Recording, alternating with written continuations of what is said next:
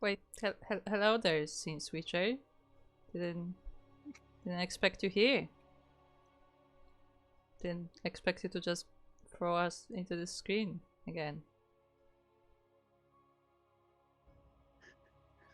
And welcome to Sea Duckling Open 141, our monthly amateur tournament up to 4.2k MMR, which is around Diamond. I am here with Steel Mode. Hello! I'm Steel Mold, steel like the metal, mold like the thing you put the metal in so that it retains its shape when it cools down. And the one who forgot to intro herself again is Kuro, the 16th Quad Sanseki, your caster slash observer slash producer extraordinaire. How is everyone doing? Welcome. We have our first series here. Stick. What? Stick. I just want you to know Yes. that it's blue versus blue. Yeah, no. It's okay, it's ZVP. We can tell the units apart. Okay, It's fine. As we are on Celestial Enclave. Celestial Enclave, the enclave that is in the sky, I think, maybe? I don't know why it's celestial, to be honest. Doesn't seem very celestial. It seems very, like, down to earth.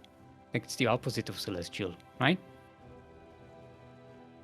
In the northeast corner of the map, representing Team Infected, or Infected if you are a lit speaker, it is our Blue Zerg. Give it up for RagnaR.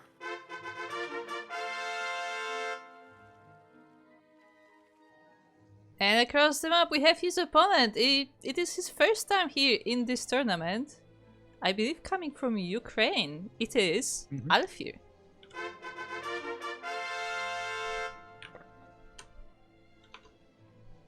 Sorry, I'm doing the fanfare. I can't hear the fanfare because, you know, I'm on Discord. So I do it myself. I do it on my own. Yay! Thank you. Thank you for that. Fun fact, I actually have a separate button on my stream deck just for that. Did they hear it or did no, they did. They did. Okay. Everybody in the call hears it. Everybody. It's good. It's nice.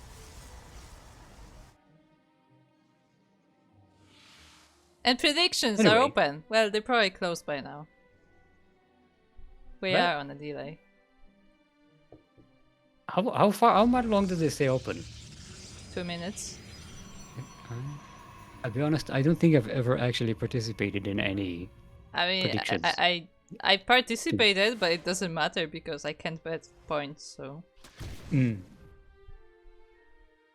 Ah, because you're a mod. No, because I'm Polish. They don't have gambling in Poland. Yes, Poland decided that betting with points is gambling, so sorry. Can't have that. Even though it very specifically says in Twitch TOS that the points cannot award you like any like real things, like whether monetary or like, you know, physically. But still, it's gambling, clearly. That queen went out on a gamble. It did. And it lived. I mean, to be fair, it was only one adept it was chasing, Sure. An adept will take about, what, 100 hits to kill a queen? Probably. So, yeah, they're not the best against high health units. Alfie doesn't know the map! He was trying to get in! Or maybe he's like, seen the map. Let me in! No, so for those who may not be up to date on the maps, these paths here, those are worker only paths. Only the workers can actually go through here. No other units are able to fit through, not Zerglings, no nothing. Only comrade workers get to pass. You need to have like you know, documentation, Union, like papers. Yes.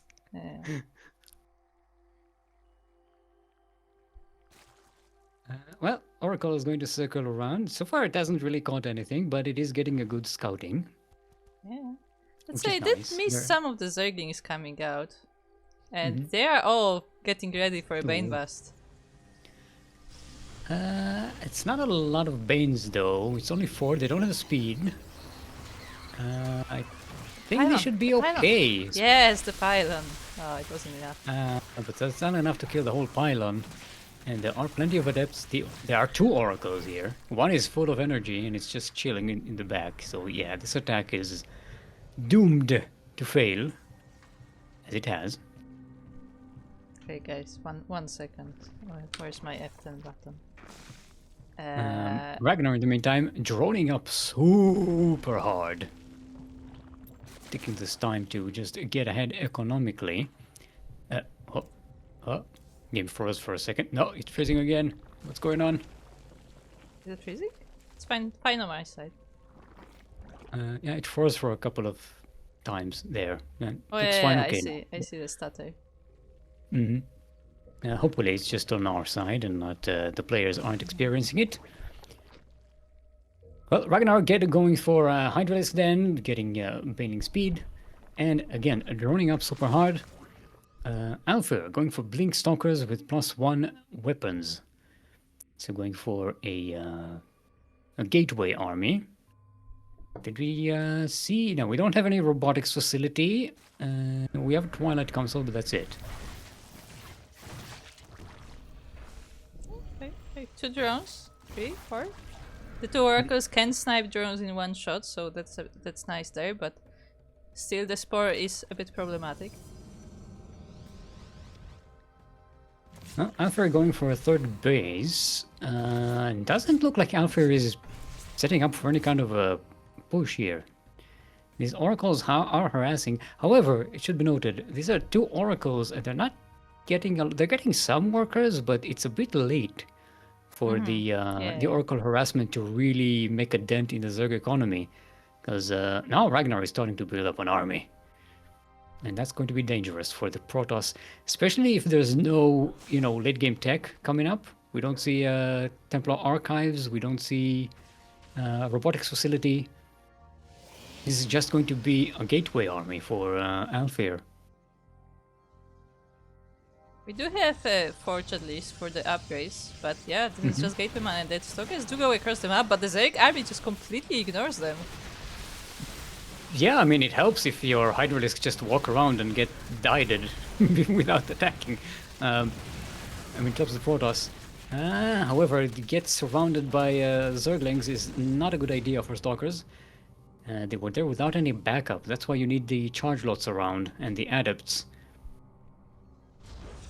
So overall, that was a pretty good trade, I think, for RagnaR. 10 stalkers did go down, and that attack has been delayed much more. Meanwhile, RagnaR will now try to find some way to get into the spaces, and yeah, Alfir is setting up the stasis to stop the attack, but I mean, there is that much Zerg army right now. There are more Zerglings reinforcing, but not that many Hydras. One of these stasis wards, catching up all of these Banelings is going to be a great catch for Alfir. Boom! Very nice. So the Banelings are out of the picture. Stalkers retreat back to shield battery range. The Hydralisks are at the back, but there are no Zerglings anymore. The Stalkers are chasing the Hydralisks, and the Banelings are kind of left alone. No, that was the Oracle. Yeah, that was the last Oracle. Yeah, but the Charge Lots come in from the side. There are Banelings now, but they sort of go... they waste themselves on the Stalkers. The Charge Lots are still around. Some more Adepts are being whooped in as well. The Zerg army gets destroyed. Alfir do take some losses, but the trades are very, very good for the Protoss at this moment. And now Alfir can go across the map and start to put some pressure. The problem is the tech, I think, for the Protoss. And to be fair, he is counter-attacking here, but he doesn't have that many units, and now the Zerglings are able to surround most of it. The Hydras clean up the rest, and yeah, Alfir is yet losing more supply here. And RagnaR is switching to add some Locals, yes. Thank you for clicking on that, so I can see the name of the building, so I can remember the name of the unit, Goro. You're So, welcome. I think some lockers to the thing, to the composition. Alfir did get, in the meantime, a robotics facility, and we have one immortal in the mix and another one coming in, but I don't know how well that is going to serve the Protoss composition here. The Zerg army isn't exactly vulnerable to immortals. Yeah, the thing is also that now with the lurkers coming into the picture, you need something to deal with them. You need either some nice AoE or at least detection, and it doesn't look like Alfir has either. We do have some Archons, so that's going to help a lot with the Zerglings. That's a great addition here. The Zerglings and Banes, they kind of waste themselves on the Archons, and that's great. But the Lurkers are still a big danger. If you have some Thermal Lance Colossus in the mix, that could be helpful. We do have detection on the way. There is an Observer. It's coming, it's coming. But we have Zerg coming as well, and they go straight into this base. And let's see how The this Archons are Archons doing a great job against the Zerglings and the Banes. And we are just now down to Hydralisks. Everything of the Zerg is absolutely destroyed. This was the lurkers. dead. Yeah. They're gone. There are only a couple of them, so it's not like... True. Well, we have RagnaR is getting a infestation bit. It's a bit, maybe a bit too techy at the moment. RagnaR really needs an army just to stop the Protoss from pushing through.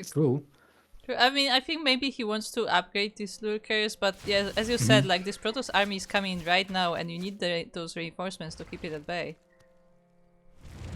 RagnaR is still droning up, which is impressive, I think. It's kind of like, ooh, cutting it a bit close. If it was me, I would just be making a bajillion army units.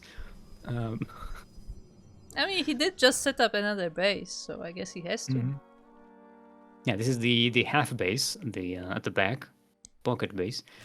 And it's a good thing that's set up because there is a warp in, the warp prism drop here. So it's better that this is here so you can see it rather than let the warp prism drop here unseen. Like at least RagnaR is able to react ahead of time. That said, I think it would be good if this happened while the main army was attacking, because as we can see, RagnaR got completely distracted by this single drop. I was wondering why these Zerglings took so long to kill the Zealots, and now I'm noticing there's no melee upgrades for RagnaR. You only got the range upgrades, while Alfir has +3 ground weapons. Interesting that Alfir just went straight into weapons, just straight to +3. No, that makes sense.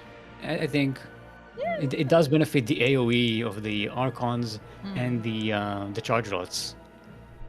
True, and like you don't really care about their armor so much. Yeah, because they're kind of sacrificial units, and they're also, they're pretty beefy to begin with. So, defensive upgrades for the Protoss are not strictly as important. They're not as useful. I guess the thing is that I'm pretty sure Alfir only has one forge as well, so he kind of just has to prioritize because it has only a single QE. Also, when you have like when you have the Zerg army usually has more units, so every armor upgrade, carapace upgrade, like it affects more units, right? And they're pretty weak to begin with, so you kind of need that extra beefiness. Look at this lurker. We have infestors. Look at this lurker. It's like being lit up by this thingy. Yeah. It's staring at the light. We have another drop here in the pocket base. This time way more damage done. Look how long it takes the Zerglings to kill these charge lots without the upgrades. I'm going straight to Ultras. We do have Boro on the way, which is going to be helpful. And Oh, okay, we're getting adrenal glands. Didn't even have adrenal glands. Okay. And now we're getting +1 melee for RagnaR. Now that it's getting the ultras, it's like, oh, okay, I need upgrades. But the Protoss is not waiting. The Protoss is moving out right now. And what do we have in this army? We have Archons, we have a lot of Zealots. And that's going against the Lurkers. Do we have detection? Don't think We do have an there's no- observer. There is an observer. There's one observer in this entire army. Yeah, it's right on top of the army.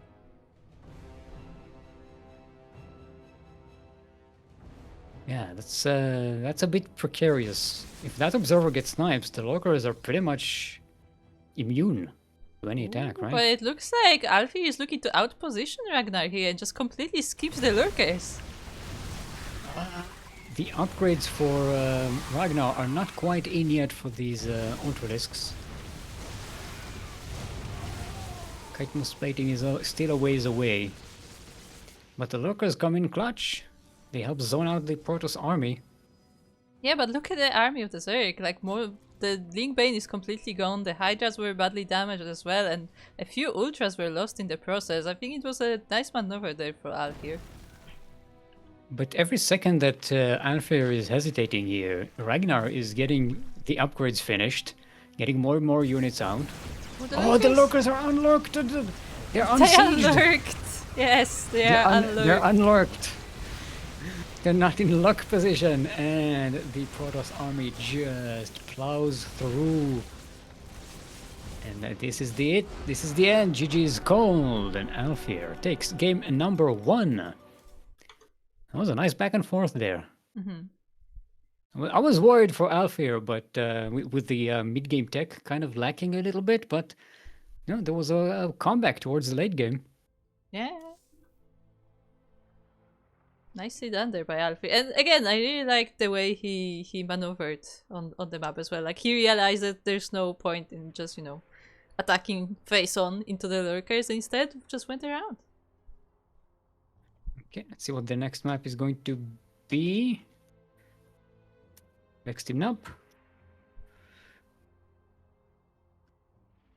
We do have a double elimination bracket today. For those who haven't seen the bracket. Exclamation point B? Bracket? B, Yes. B, right? Exclamation mark B. Exclamation point bracket. Exclamation point brackets. Exclamation point grid. I think some people use grid, so we added that as well. There was another The one. Germans. The Germans Yeah, it's are mostly the using Germans. grid. There was another one, but I don't remember. I just added a bunch of aliases. Matrix. There's a matrix, I think. I think it's matrix for some languages. Is it? I don't know.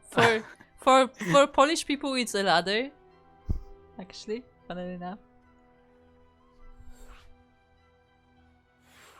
Okay, Alfir does not like the mothership, apparently. Yep. Mothership is going to be our next map.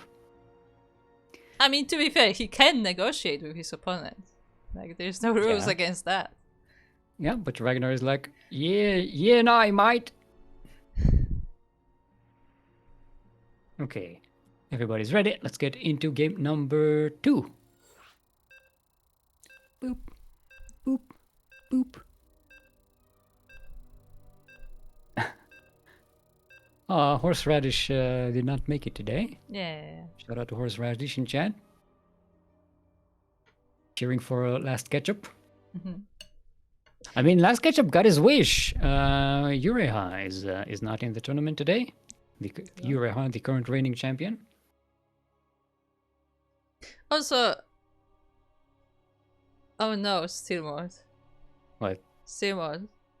What? I had the point, and the moment I started a sentence, it's gone. Welcome to my brain. It's not there. you're empty. saying that like it's a unique occurrence. It's like To me- this doesn't normally occur to me. To you, it's just confusing. To me, it's just another Wednesday. It's like I started a sentence and I don't know what I wanted to say. It's gone. Welcome to my life. I genuinely don't Alright. know. Speaking about life, we are on the bringer of life, the mothership, the bringer of all Protoss to the front lines. I don't know, that was a weird segue. In the northeast corner of the map, representing Team Infected or One-Facted, depending on how you pronounce that, it is our Red Zerg. Give it up for RagnaR.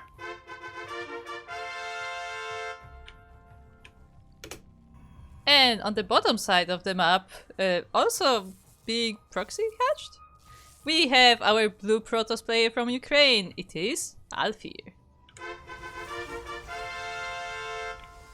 Technically, that is not a proxy hatchery. That is called a hatch block. Because it's not intended to be a proxy hatchery. It's intended just to block the wall. This is a proxy though.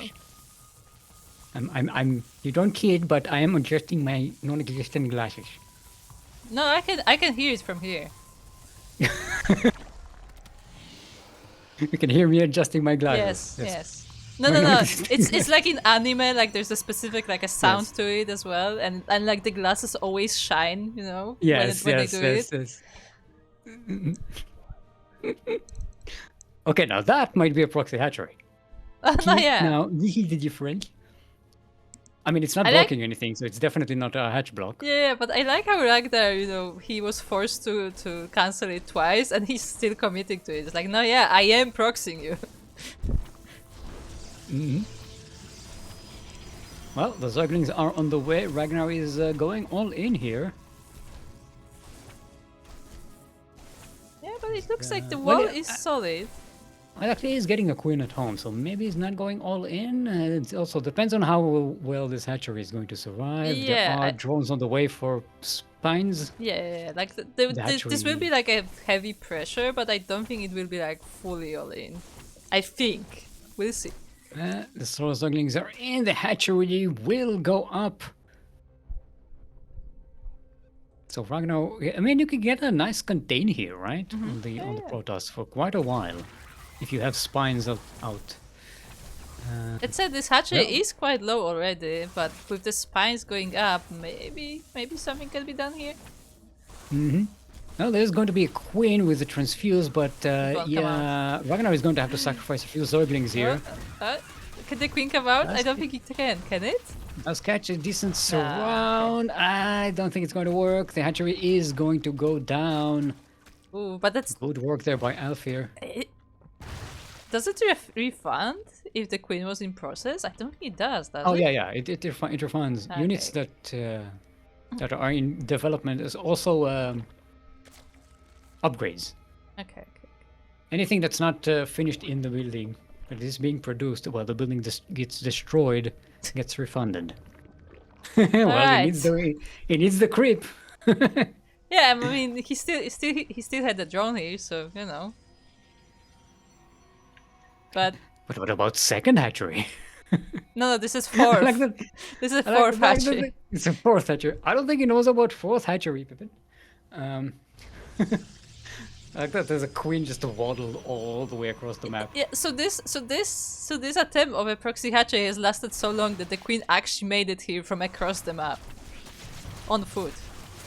Oh, that's a nice surround here for the Zella. Oh, great surround, great catch with the queen as at the back. And it does lose a lot of these Zerglings, and now Alfir can put pressure with the Stalkers and the Adept. The Queen just about manages to escape. I don't know if Alfir has enough firepower to actually take down the hatchery before it's finished. Yeah, but the spies are dying. They're out of creep and they are going down. I don't think they can be saved. Yeah, this one won't survive. And there's Void Ray. Yeah, oh, no. Now this proxy hatchery is over, and RagnaR has lost a lot of resources and wasn't able to break Alfir here. Meanwhile, Alfir was able to set up, he was able to get some units out, he was able to progress his tech, get a Stargate and everything. So looking pretty good for the Protoss. Fantastic for the Protoss. Remember, RagnaR sacrificed his second base for this. He doesn't have a natural, which for a Zerg is very important. You need the production. That's production. The drone got stuck in the circle. Oh no. That was good. Okay, Void Ray going out to attack. There's not much to defend against it. There is one queen. That's the Yes. only 2 anti-air. queens. There is a one. Well, okay, one finished. Okay. Yeah, it Okay. just popped out. It just popped out. When I looked, it was just one. Okay. Yeah. So what's faster, a slow Void Ray or Queens of Creep? Which Void Ray. Still a Void Ray. There's not many things that are slower than a queen.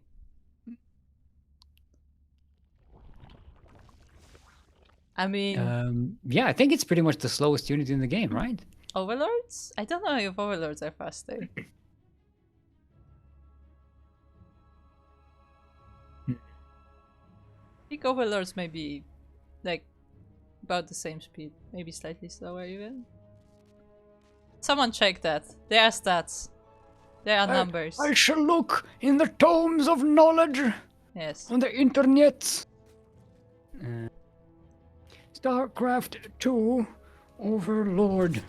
Meanwhile, we have an Oracle coming in. It does stack the army, it doesn't actually do any damage, and it's chased away by queens.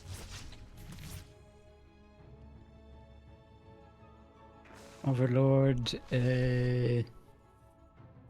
Speed.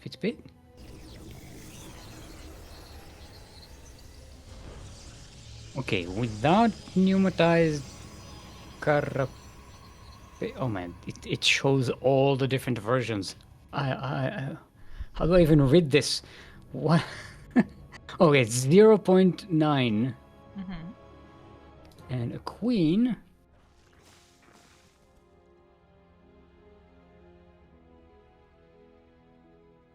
We get the answers to the important questions here. Yeah. You're getting live me reading stuff. It's 1.3, but Off it creep? doesn't differentiate whether it's on creep or off creep. I guess queens are a bit faster. I think it may be off creep, and because creep just boosts speed. Yes.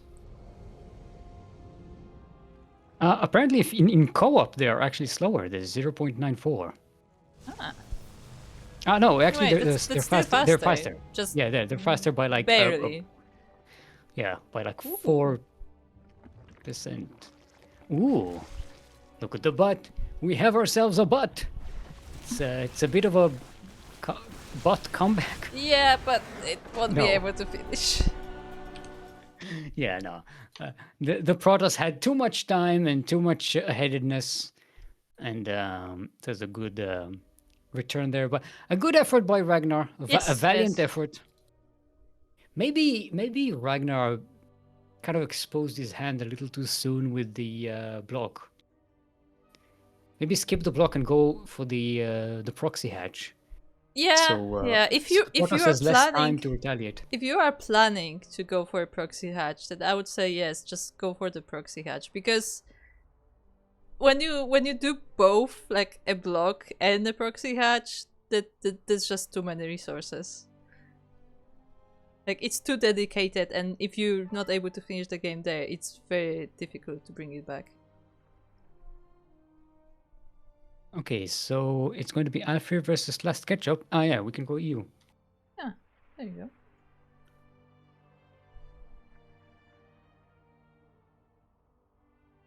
go. Okay. It's just channel Ducklings, right? Oh.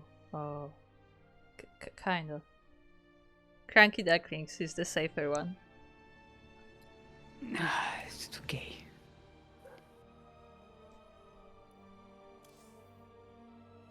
We'll figure it out.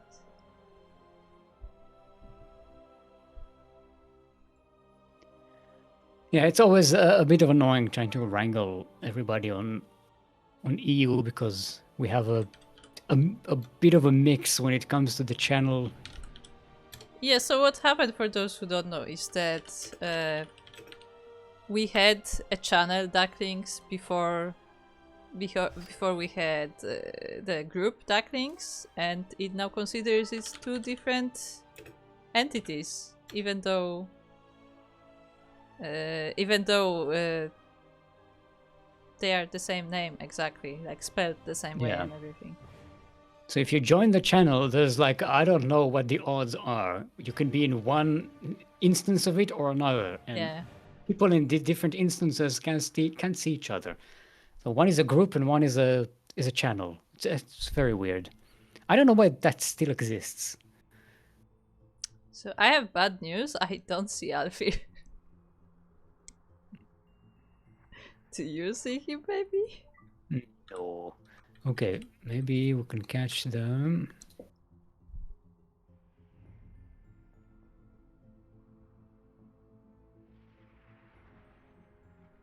Let's see if they maybe still in Americas. I'll just jump in there. Okay. See. Okay, so I guess we will go on a quick break and we will try to get this lobby ready. We try to get the chats together and we'll be back very next series. Stay tuned.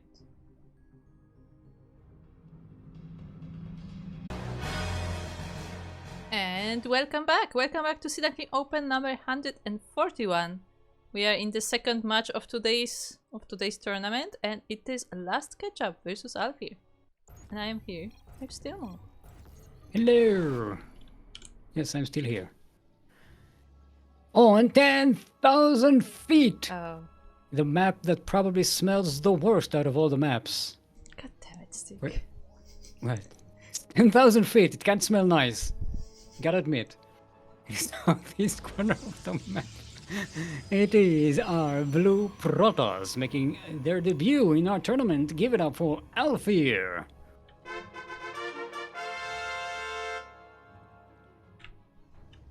And across the map we have his opponent. We have the Polish Protoss player representing Team Void. Not to be confused with the Void. It is LastKetchup. The other Void. The other Void, yes. It's not the Void, it's just Void.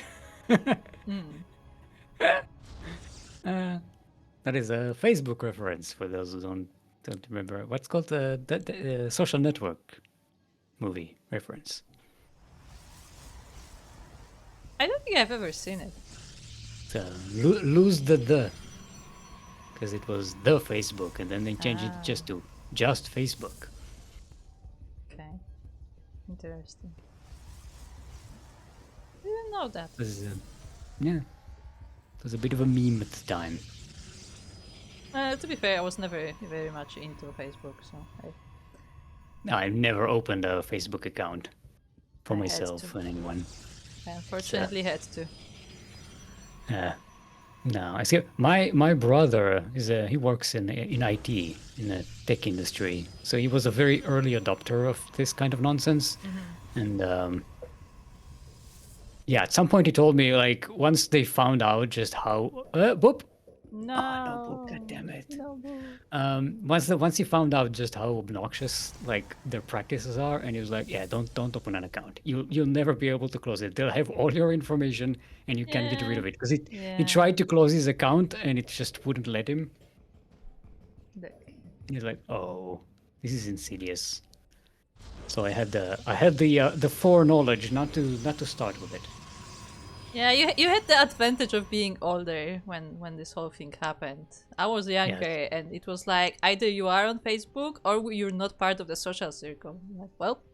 Oh no, it was the same for me. Like all my social circles moved to Facebook. But you don't understand, when I say the social circle, I don't mean like, oh, you're not like friends, like, I don't know, going out with people. I mean like, you literally won't get information that you need because they will only post it on Facebook.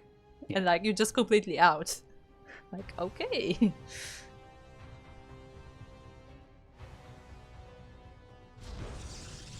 Okay. Alright, nice little opening here. Nothing too crazy. It's not exactly mirrored. LastKetchup can't quite get in there with the adepts. Good block there by Alfir.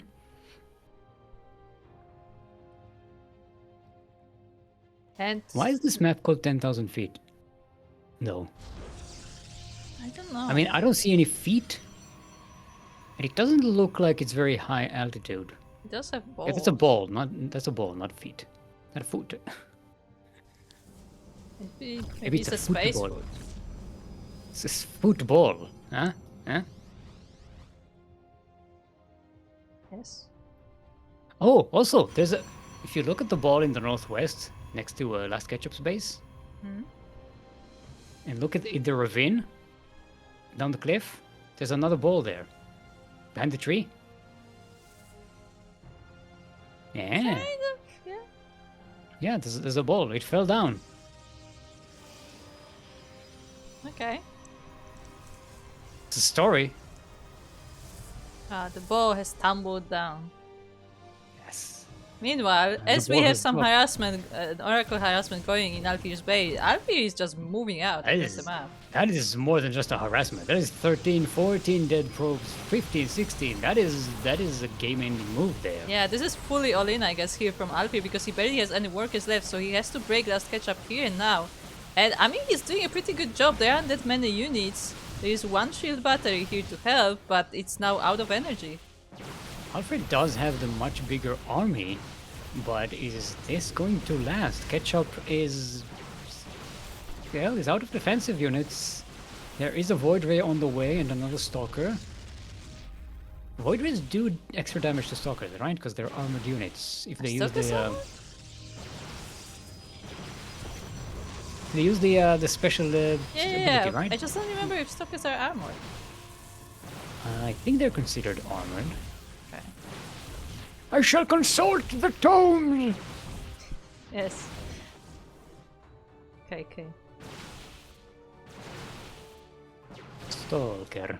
But yeah, this is a pretty nice attack here from Alfir. Most of the units are gone and the Stargate is unpowered, so the Void Ray is actually not coming out regardless. Now it's just these probes here for defense, and GG is called. Alfir will be taking game number 1 in a very nice, intense fashion. Very nice there. They were both kind of going all in there.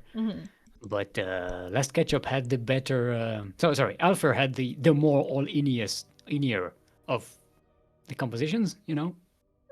I would say that LastKetchup was going. There's a sense to what I'm trying to say, but I got confused because I looked at the attributes and the Stalkers are armored and mechanical. Okay. Yeah, mechanical. Is what I'm trying to say.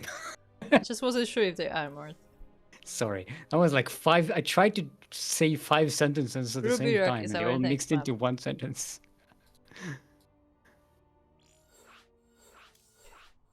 Down in Ruby Rock. That was a Fraggles reference for all you old people out there. What?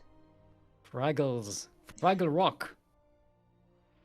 It's Never heard it's a of television show by the Henson Company. It's a puppet show. It's actually a puppet phenomenal show. Okay. Yeah, it's fantastic. Of course you would know a puppet show. Oh no, it was very much very like educational. It's all about societies and ecology and the interconnectedness of. What year is it from?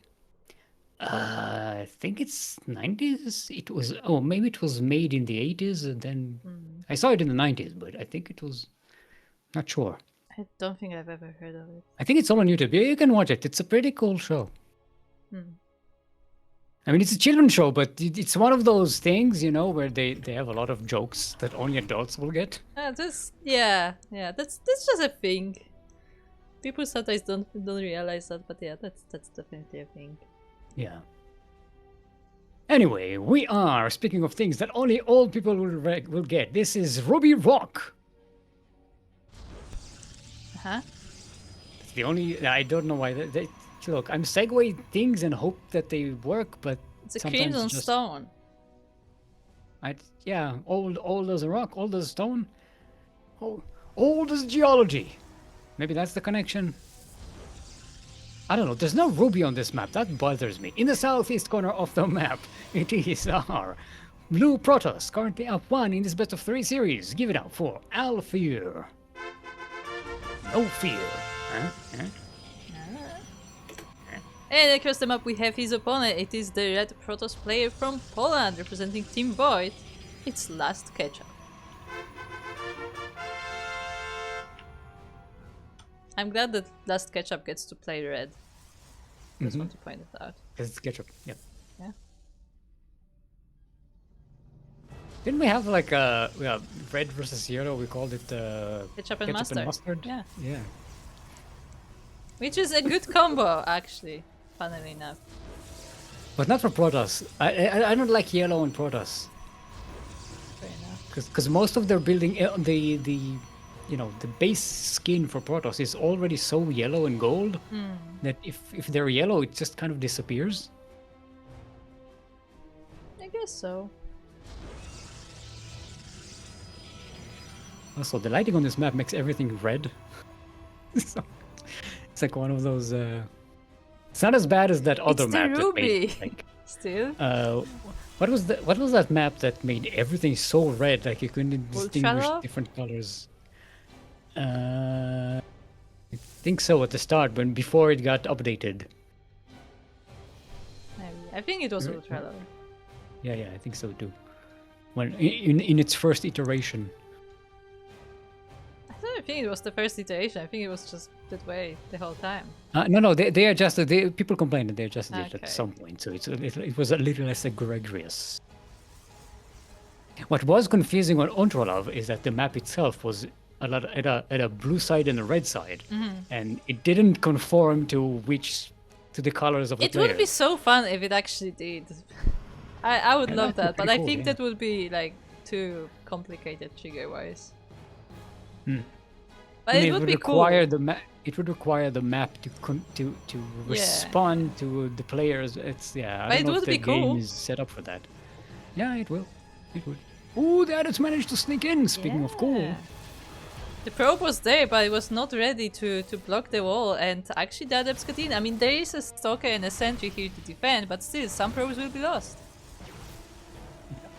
So far, Alfir in this tournament has been really diligent in those kinds of defenses, but there you are. LastKetchup gave it a shot and he managed to get 5 probes for his trouble, and Alfir is way behind worker-wise at the moment. It is true. Almost 10 workers, actually. Now, Alfir did get the earlier Nexus, so gonna be able to catch up a little bit faster, and but it's still a big loss at this point in the game. You know, 3 minutes in the game, losing 5 workers is massive.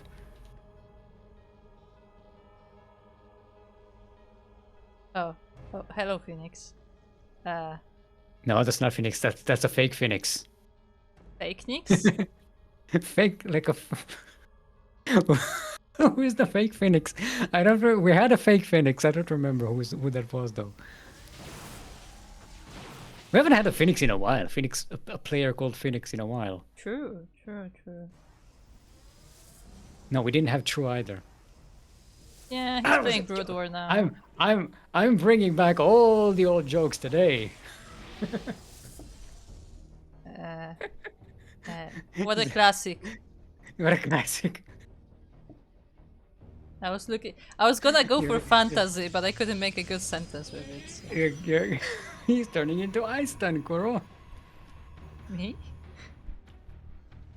Oh no, what has become of me? I was so before Einstein, what do you mean? I was molded by this. Still molded even. Still molded.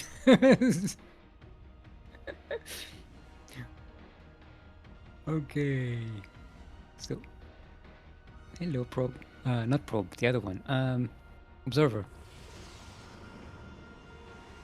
They're so cute. Like fish. I like the way that when they stop, they open up their butt.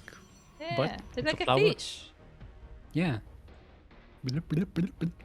And then they scan from the butt. Sure. Are you sure they scan from the butt and they don't like send signal? I mean, you send the signal, and then when it returns, that's how you scan. Okay. I thought this is how they send signal back to base.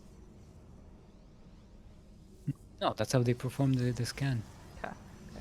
Scan. Some important observer role here. Ooh, nice hallucination there with an Archon, and it does actually soak some shots, so nicely done. They actually soaked all of the shots, in fact. But yeah, LastKetchup sees the defenses of Alfir and is like, yep, you know what? I'm not going to break you here. Let's You know what? let's I'm just good. expand and come back later. We're getting charge on the way for LastKetchup. Alfir so far hasn't detected that we don't have a robotics facility. We don't have pilot count. The other one, Templar Archives? Templar Archive. I keep confusing the. It's the T. T really confuses me.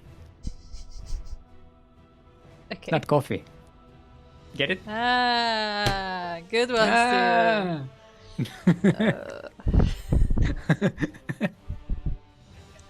Are we having fun yet? This is Oh, one of these jokes where I'm like, I want to go back to bed. I'm done. I'm good. Degen Phoenix. We don't have a Degen Phoenix just yet. Not yet. I'm pretty sure all our Phoenixes are Degens. I don't know. I feel like the Deutsch Phoenix actually is pretty non-legion, or maybe. Could be. He's a gamer though. He is a gamer, that is true. He plays Factorio. He's definitely Oh, no. some kind of a Degen. Meanwhile, we have Alfir coming here into the third base. We have some sentries with the defensive force fields here, and the offensive ones. Ooh, nice. Nicely splitting these units, and Alfir actually has a good advantage here. Ketchup just... Where are the charge lots? This is where a warping at the back of the stalkers would really help a lot. But here it comes a little bit too late though. I mean, it's enough to push away Alfir for now, but those were some big losses from LastKetchup, and he lost the Immortals most importantly, so... Yeah, very nice attacking for Alfir, but now he has to be careful not to overstay his welcome. And LastKetchup lost 8 workers, but look at the worker count. Still more than 15 workers ahead of Alfir. Just due to that early game advantage situation. Yeah, Alfir is only now starting to saturate that third base. Meanwhile, LastKetchup has been mining from his for a while now. So, as you said, like even though like he did good damage to the army, he wasn't actually able to do much to the economy itself of LastKetchup. And LastKetchup, you know, uses this advantage by getting better tech units, better upgrades, and we're now getting Archons as well. So LastKetchup is going for a full-on beef wave. It looks like it. Full wholesome full beef wave. And Alfir is still stuck on gateway units.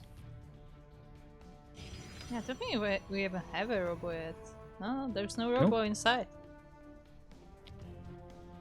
Now, unlike against a Zerg, which we lost, so Alfir with a tech disadvantage, this is a mirror matchup. If you're in a tech disadvantage, it's big. Yeah, but there's another attack from Alfir though, regardless. There's a lot of Zealots with this army this time, but we also have Archons on the side of LastKetchup. And this time Alfir decides to move back. They're very good against the charge lots, so that pretty much... you know, you have Immortals versus the Stalkers, you have Archons versus the charge lots, and Alfir just doesn't have any... Oh, there we go. Went behind. Yep. The saying is always true. What can I say? Yes. Went behind, Dark Shrine. Went ahead, Dark Shrine. Anytime, Dark Shrine. Anytime, Dark Shrine. Get your Dark Shrine today. Oh, but a nice Zealot run by here from Alfir, going straight for the natural base. Yes, good. I like it. You know, if you can't face the army head on, do some harassment. This is a very good run by. Yeah, then Time Mineral goes down and another squad of Zealots is trying to get into the main. There is a reinforcement warp in there, but they are winning. Catching Immortal here. They won. No, they don't. But still, 19 drops. It does even up the worker count. Yeah. Finally. Yeah, very nicely done there by Alfir. But as this was happening, LastKetchup was able to establish his fourth. Ay. Okay, Dark Shrine is finished. For Alfir, there's a robotics facility on the way. It's about 10 minutes later than LastKetchup. Okay, that's an exaggeration. Maybe it's like 5 minutes later. Yeah. What's the detection status on LastKetchup? Has a couple of observers out on the map, and ooh, he's Literally getting a couple. cannons. He's getting cannons at home. That's going to be very helpful. Wait, he didn't see the direction, did he? No, he didn't. No, it's just the defense against the Yeah. charge lots. It's just good. Coincidentally, also going to be good against the Dark Temple. Yeah, that it What is. is this? This is one zealot. What? Let's try. Did Alfir confuse that zealot with a Dark Templar? Maybe he has some leftovers.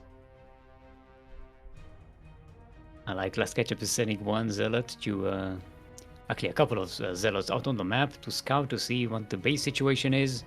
Yeah, also to make sure that there yeah. aren't any proxies where he could, you know, be harassed from. Very nicely done. Okay, 2 Dark Templars on the way being warped in. There are no proxy location and no warp prism, so those Dark Templars will have to waddle across the map. I think they're Wait, just for no! Archons. Yeah, is this in the for Archon? Maybe he saw the detection. Yeah, maybe he He saw saw the the cannons and cannons. I was decided- like, yeah, nah. But now it's LastKetchup that is moving out, and I don't know if Alfir has his army ready. Well, he they're doesn't pretty a lot. equal in terms of army supply, and the positioning is pretty good for Alfir here on the high ground. Ooh, and the numbers are in his favor as well. Look how many stalkers he has. LastKetchup does have the better upgrades though. True. And the Archons at the front are taking care of the charge lots of Alfir, so it's going to be pretty much Stalker versus Stalkers. And LastKetchup does have 5 Immortals, which are going to blow these Stalkers away. This is LastKetchup has the better army. It's a better tech. It's the better. There are some DTs in this army of Alfir here as well, but oh yeah, Alfir actually gets completely distracted by this runway and loses the base across them on the other side. Yeah, Alfir loses the 4th, while LastKetchup is getting a 5th base.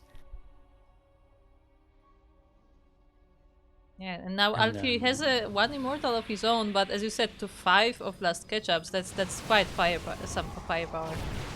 Okay, this is not the best position for LastKetchup, but he wants to get in there. Not all of his units are actually participating in the fight, but the charge lots go towards the Archons. The Archons absolutely obliterate them, and it's just now down to the Stalkers. Another wave of charge lots comes in, but again goes up against the Archons. That's 1 immortal! But that is enough. GG is called, and LastKetchup will tie up the series 1-1. We have ourselves a sideways 1-1. Very nice.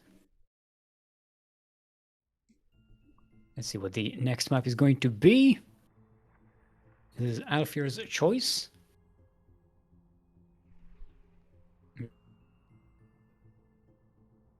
Yeah, those 5 workers lost in the beginning of the game were that's a big deal. This is just a good demonstration of how important not losing that amount of workers at the beginning of the game is, because that's an advantage you carry on throughout the entire game. I mean, to be fair, it's not just the workers, but also the fact that LastKetchup was expanding way more aggressively. Like whenever he was able to save some minerals, he would just expand, and like he was always like at least a base up compared to his opponent. Because he had that little bit of extra cash. That's the beauty of it. Because in terms of army supply, they were most of the time kind of equal, right? I guess so. It's not like one had the bigger army, but the extra income helped LastKetchup just have much a better tech, a much better composition. I think that may also be a thing where I feel like maybe Alfir is staying too long on low tech instead of progressing down the tree. But yeah, I don't know. I mean, it worked against the Zerg. Yeah, exactly. Because that's an asymmetric situation, right? that can work, but in a mirror matchup, it's very dangerous. Anyway, speaking of dangerous, we are on Winter Madness! The madness of winter! It's so maddening! Look at all the snow falling down in this winter wonderland. In the northwest corner of the map, our blue Protoss currently sideways 1-1 in this best of 3 series. Give it up for Alfir! You see what I see, Stick? Anyway, we have his opponent. It is the red Protoss player representing Team Void and coming from Poland. It is LastKetchup. He's a proxy pylon. Be very quiet. We are going all in. Yeah, I mean, LastKetchup will be scouting across the map, so he may be able to notice that there is a pylon missing here. Actually, he will notice there is nothing here. There's like nothing. I thought this will be like second pylon or something, but there's literally nothing in the base of the blue Protoss. Looks a little barren in here. Yeah, like get some decoration or something. Where's your Christmas tree? Ooh, and we have a frigate. That is a powerful one. It is, but it's also quite far away from the actual base of LastKetchup. It's quite far away, and it's a big investment early on in the game. It's very all in, and LastKetchup doesn't know about it, so has the opportunity to just delay the natural base and stack up defenses. Yeah, indeed, and it looks like the probe may find it as well, so LastKetchup will know exactly what to prepare for. The question is how he will prepare. Oh, there's the 4. Now, LastKetchup already has the cybernetic score finished. Alfir doesn't have just finished just yet. He actually fully walled. Yeah, it's full wall.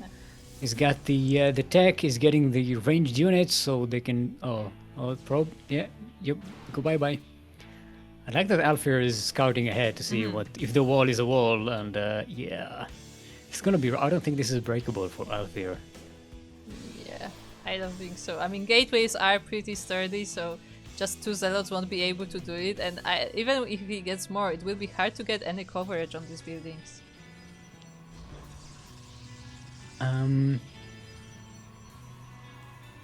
It is a bit annoying that LastKetchup will have to lose one of these gateways just to open up a path. But right now, it doesn't really need to do that. It just needs to make some army units. I think right now should be probably droning up. It doesn't need to do anything. Yeah, he's getting. Yeah, good. I was just thinking like, yeah, it needs to get economically do something, and we got ourselves a bit of a ninja base here. Yeah, and also fourth base location. That ninja base will also work as an elevator because he can just recall units to here. Yeah. If need be. No, he is destroying. Oh no, he's killing. He's killing the gateway. It's actually making a unit. Yeah, it's not finished yet. And Adam is like, wait, wait for me. It's like trying to get out of the building. I'm trying to graduate. Okay. Made it. Okay. I don't know if LastKetchup is ready to break out just yet. Maybe I think maybe it needs a shield battery here just in case. Yeah, shield battery would be nice. Maybe he's assuming that Alfir has, stopped the all-in or something. Or that it's all zealots, but it is stalkers. Yeah, LastKetchup has left the defender's advantage and moved out on the map. Alfir now has the defender's advantage because he has the production units here, and this might be the wrong move there for LastKetchup. Yeah, he's actually losing a lot of these adepts, and he doesn't have the stalker count that Alfir does. He only just finished the warp gate, so he doesn't have the reinforcements quite yet. And the shield batteries are late. It walled off and recalled. Okay, but that's not going to work. There's a lot of firepower for Alfir. Yeah, they're going to take down this warped in buildings. Shield battery. Both shield batteries are kind of late. Yeah. LastKetchup misjudged the situation. He thought maybe the attack wasn't coming, but it is. It was. Okay, shield batteries are finished. Yeah, but there are barely any units left. Yeah, I don't know. Well, there are 2 more shield batteries up. Yeah, it's a lot of stalkers for Alfir, though. Yeah, probes are being forced off the line time and again, and more of them are going down. No more offensive units left for LastKetchup. You can only work in 1 stalker at a time. Yeah. I mean, he has no resources because his probes are fighting. Yeah, and the ninja base is still not operating. There's like one probe mining there at the moment. Yeah, I think that was a miscalculation by LastKetchup to move out of the advantaged position. Yeah, I mean, again, LastKetchup couldn't know what is going on across the map, and Alfir was just getting ready for the second wave of the attack, and with that he was able to take the game and the series. If only LastKetchup had some, you know, scouting units, like an adept or something, it could maybe go towards the proxy and see what's up. True. He could have shaded towards the proxy because he knew where it was, so he could see what's going on there. That is true. But nevertheless, like, nicely done by Alfir. He does take the series 2-1, and that means that he will be progressing on in the bracket all the way to the winners' finals. Nice.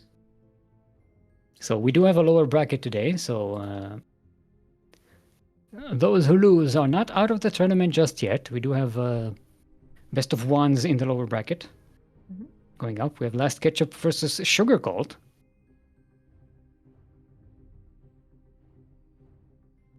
They kind of they didn't want to face each other, but here they are. Ah, it's ketchup versus sugar.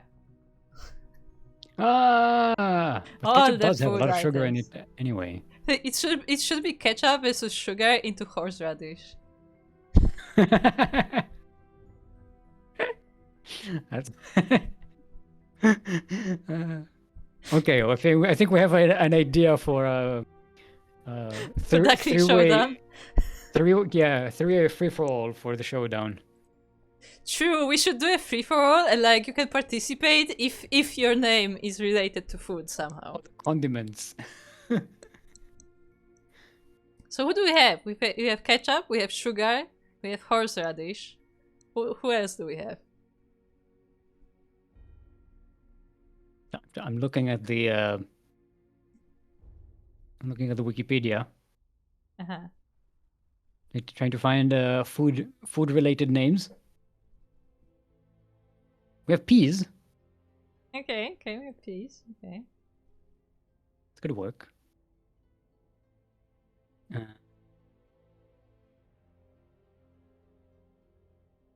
I'm sure there is a boba out there somewhere.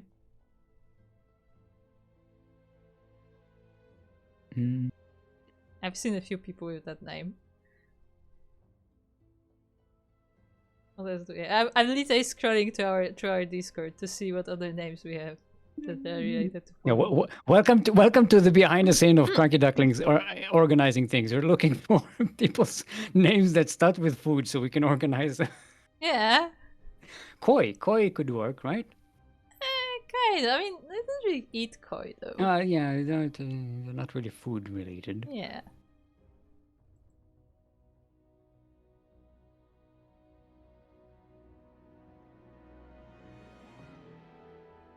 But anyway, this is we just finished this round 2, and Alfir is in the winners finals, and he is waiting for the winner of Libria versus Kalyxo. Kalyxo is a newcomer also, so participating for the first time in today's tournament. Meanwhile, LastKetchup, as we said, will be facing Sugar Gold, and the other series is RagnaR versus the loser of the series. So everybody pretty much, apart from that one lower bracket match, is waiting for this one series to finish. So we will take a quick break. We'll wait for this series to finish, and let us know in the chat if you know anyone else with food in their name. Be right back. Yeah, so just food related players, yes. Yes, food related players. Okay, be right back. Chicken Man. Chicken, kind of, yeah, he has nuggets on his stream. That's true. Okay, be right back. And welcome to Sea Duckling Open number 40. 141. I can numbers. We are here in the upper bracket finals, and the first of our players is right here. It is the blue Protoss player from Ukraine. It is Alfir.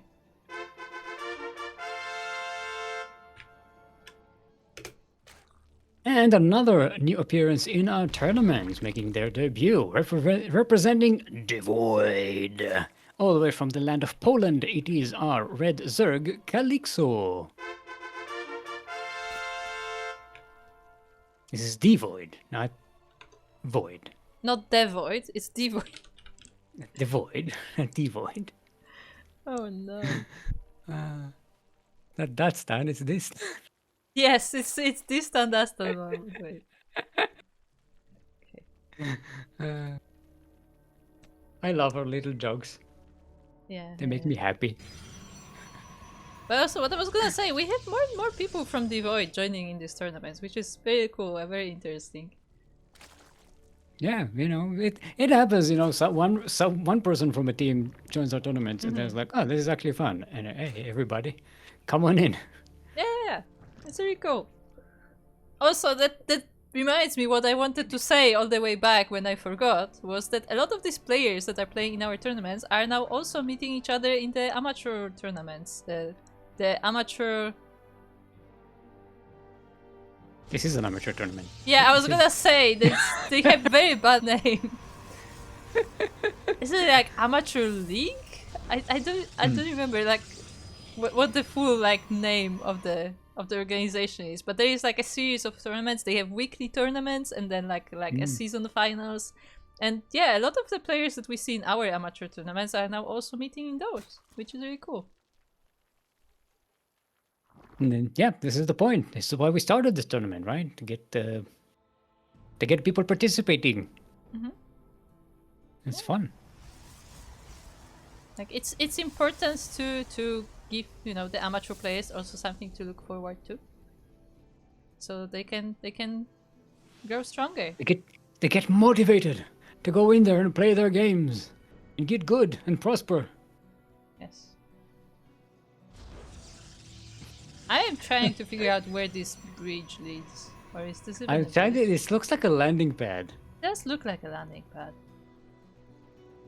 Like a hangar in the mountain, in the cliff. Maybe. For phoenixes.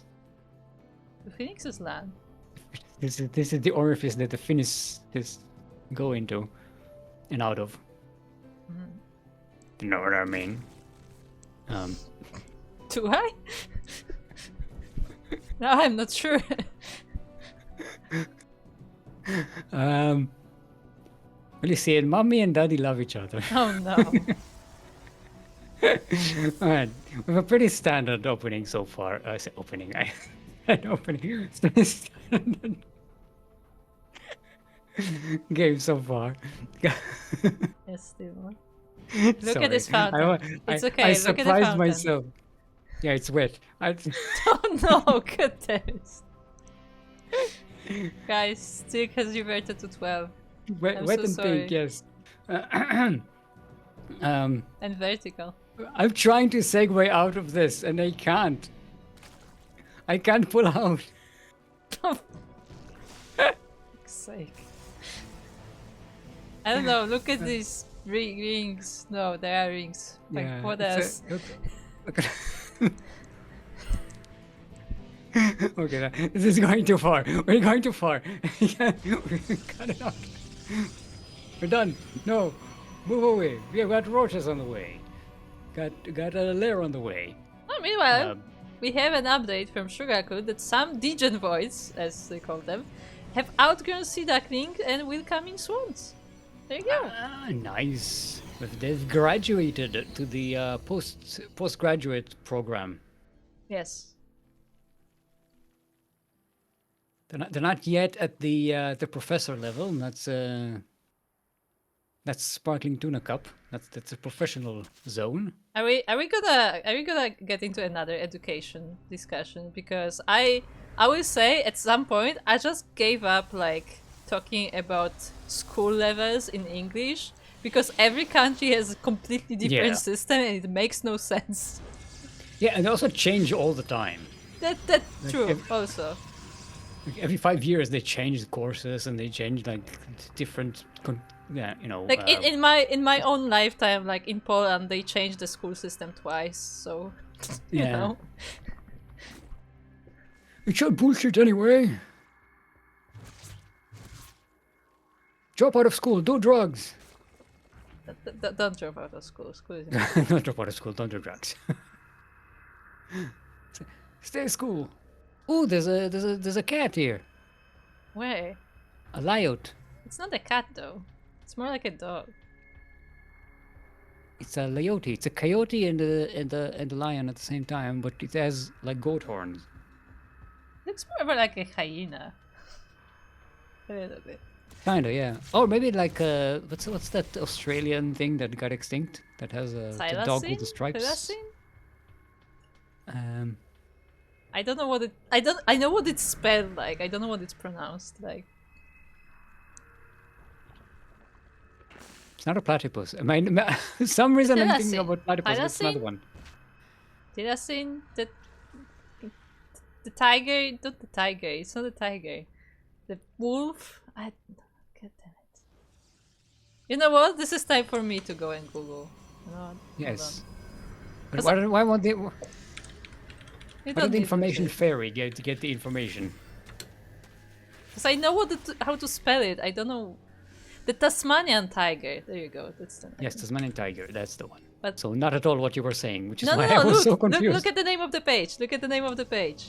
This is what its official name is, but it was also known as Tasmanian tiger or Tasmanian. Ah, Yeah, and I just don't know how to pronounce that. no, not Tasmanian. The Tasmanian. I looked for Tasmanian devil. No, it's a different. It's a No, different it's a animal. different thing. It's a different thing. Thylacine. Anyway, we Yes. have Roach Hydra approaching the Protoss base. I do like the Zergling, the brave Zergling, going forward to trigger those stasis wards. Yeah. A few roaches still get caught though, but not too many. Yeah, it did pretty good for the Zerg. Look at the army supply right now. Kalyxo, not No shield it's not batteries. quite an all-in, but it's a pretty strong attack at this point in the game. And Alfir, it's gonna struggle to keep that at bay. Yeah, I mean this third base was not prepared for a defense. There are no shield batteries here, no nothing. So it's just Stalkers versus those Roach Hydra, and there are more reinforcements coming for the Zerg. And Kalyxo doing a pretty good job so far of tanking damage for their only one Hydralisk died this fight. So mostly losing the roaches, which is kind of what you want. You want the Very- roaches to tank for the Hydralisks, and there we go. That's game number 1. Yeah, very decisive push there from Kalyxo. Nicely done.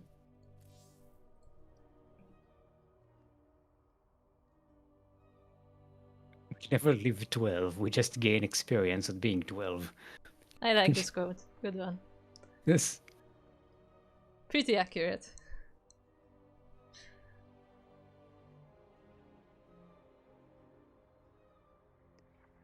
Let's see what the next map is going to be. Bex team up. Yeah, but nonetheless, very nice game day from Kalyxo. Just, you know, very strong Roach Hydra push. There wasn't too much, like, harassment from the side of the Protoss, so was able to build up a nice, strong army, and the third base of Alfir was not prepared for this attack. Like, there was a lot of army there, but they had no, like, support. There were no shield batteries, no nothing. I wonder if the move would have been to just abandon the third base Maybe. and set up a defense in the natural. I would say maybe, but I don't know if that wouldn't put him behind too much. Because the Zerg was already established on, I think, 4 bases. Yeah, however, if you manage to hold, then you can also counterattack and punish that, right? True. It's Hard to say. Depends how good the Yeah, defense would be at the other base, I guess. okay. Let's get into it. Double check everything. Okay, good. So, second map is going to be Winter Madness. The madness of winter. I mean, it is winter, so accurate. Winter isn't in a plane today. Yeah, but I mean... That was a winter joke. You don't get a lot of those.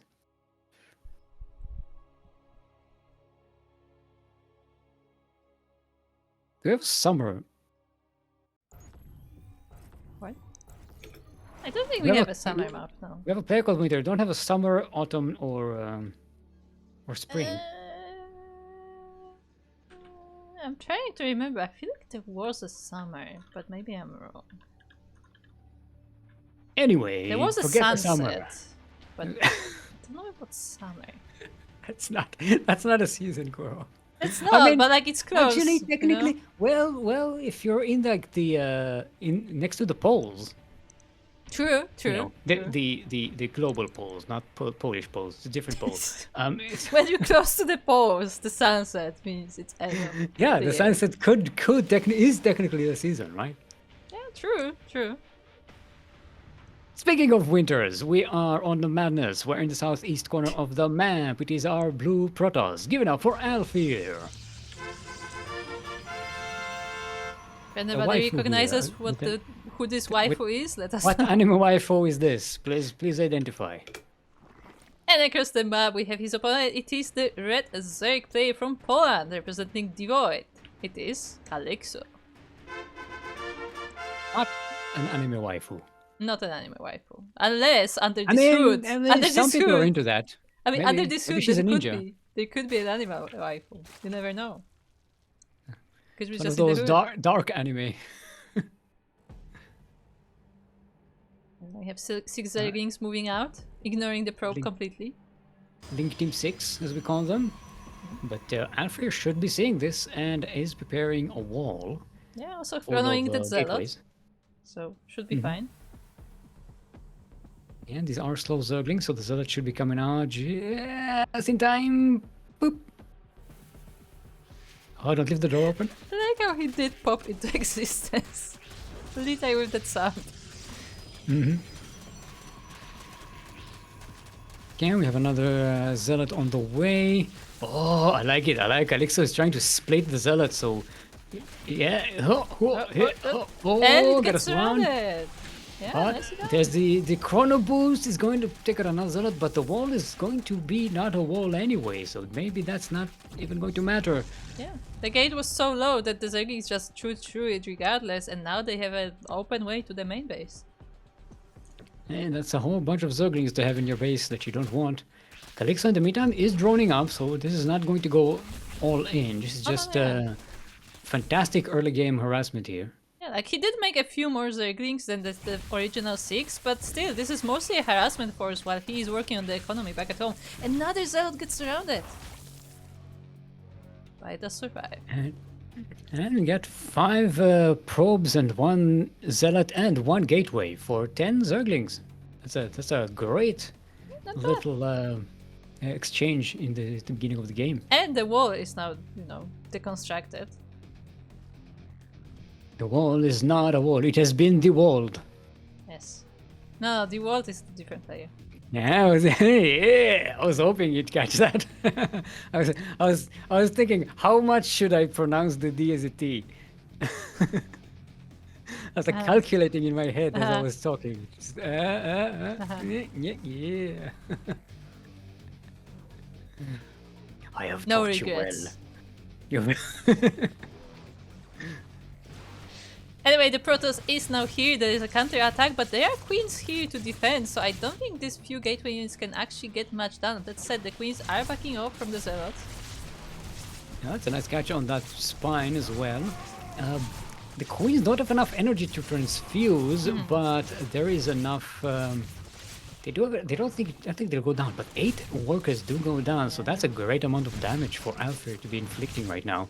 Definitely evens up the situation for losing those workers at the beginning of the game. I mean, in terms of workers anyway, because in terms of bases, Kalyxo does have a third base already coming up. But for a Zerg versus Protoss, 3 base for the Zerg against 2 of the Protoss is sort of equal. Fair enough. In terms of like economy, right? Stargate in the wall. Interesting. I mean, you gotta put something in there. Yeah, true. I mean, could also just rebuild the gateway or something. Yeah, it's okay. I think a Stargate also has more health than a gateway?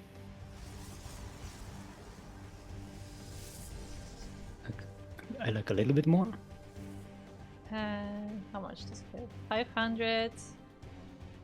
And Stargate. I think it's is- 550 or 600. Gonna Don't find out. remember. Let's see, we're up to 600. Yeah, it's 600, 600. There you go. That's nice. It doesn't look like it would be blocking anything. Yeah, it's kind of weird. Can they just walk around that circle thingy? I It feel looks like it's floating in the air. They can Yeah. probably run under it. I was gonna say, if a Zergig tried, they could probably squeeze just straight up under it. But you know. Oh my god, that's a lot of queens. It's a lot of creeps. Yeah. So creepy, those queens. But there are no queens at the other bases, so I guess there's that. They just all pulled into one place. Well, they're spreading creep. Yeah. So it's a useful thing to have. Useful game mechanic here for the Zerg. Meanwhile, the Oracle is out and already going across the map. We'll meet all of those queens though. But because they're but here... that does mean they're not in position to defend this base. Oh, okay. Kalyxo has to evacuate it.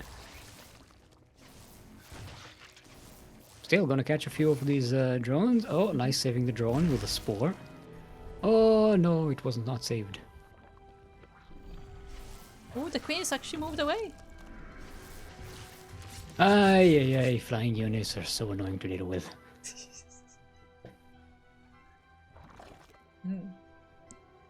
And there's the second Oracle back at home, you know, just charging, waiting for his moment.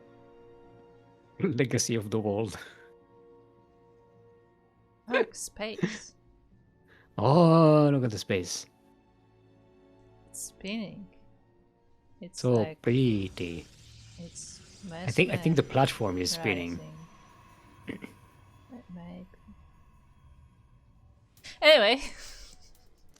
Got caught stargazing. Ooh, we have an Idus. Ooh, we have a butt. Look at the butt. Last time we had a butt today, but it didn't quite finish. The game was over before the butt could come into play. We do have a Temporal Archives just finished for Alfir, so should probably get starting to get some Archons. It's going to be very helpful. No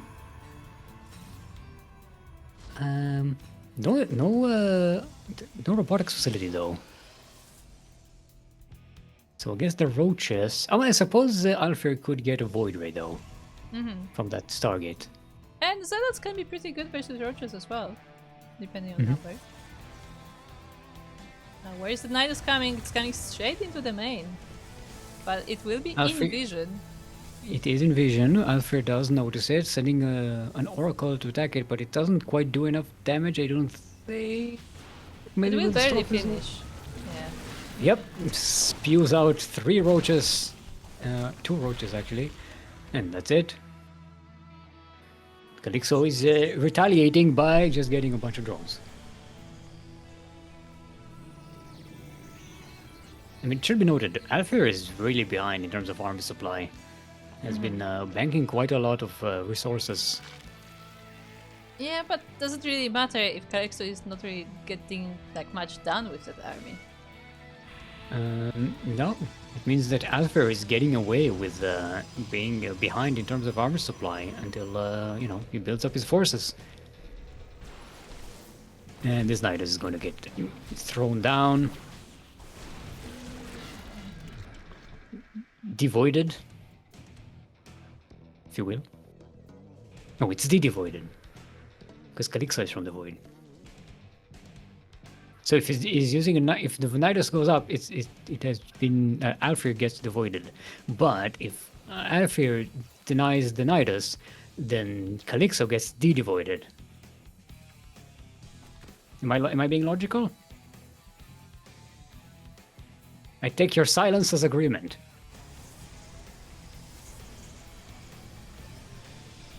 Sure.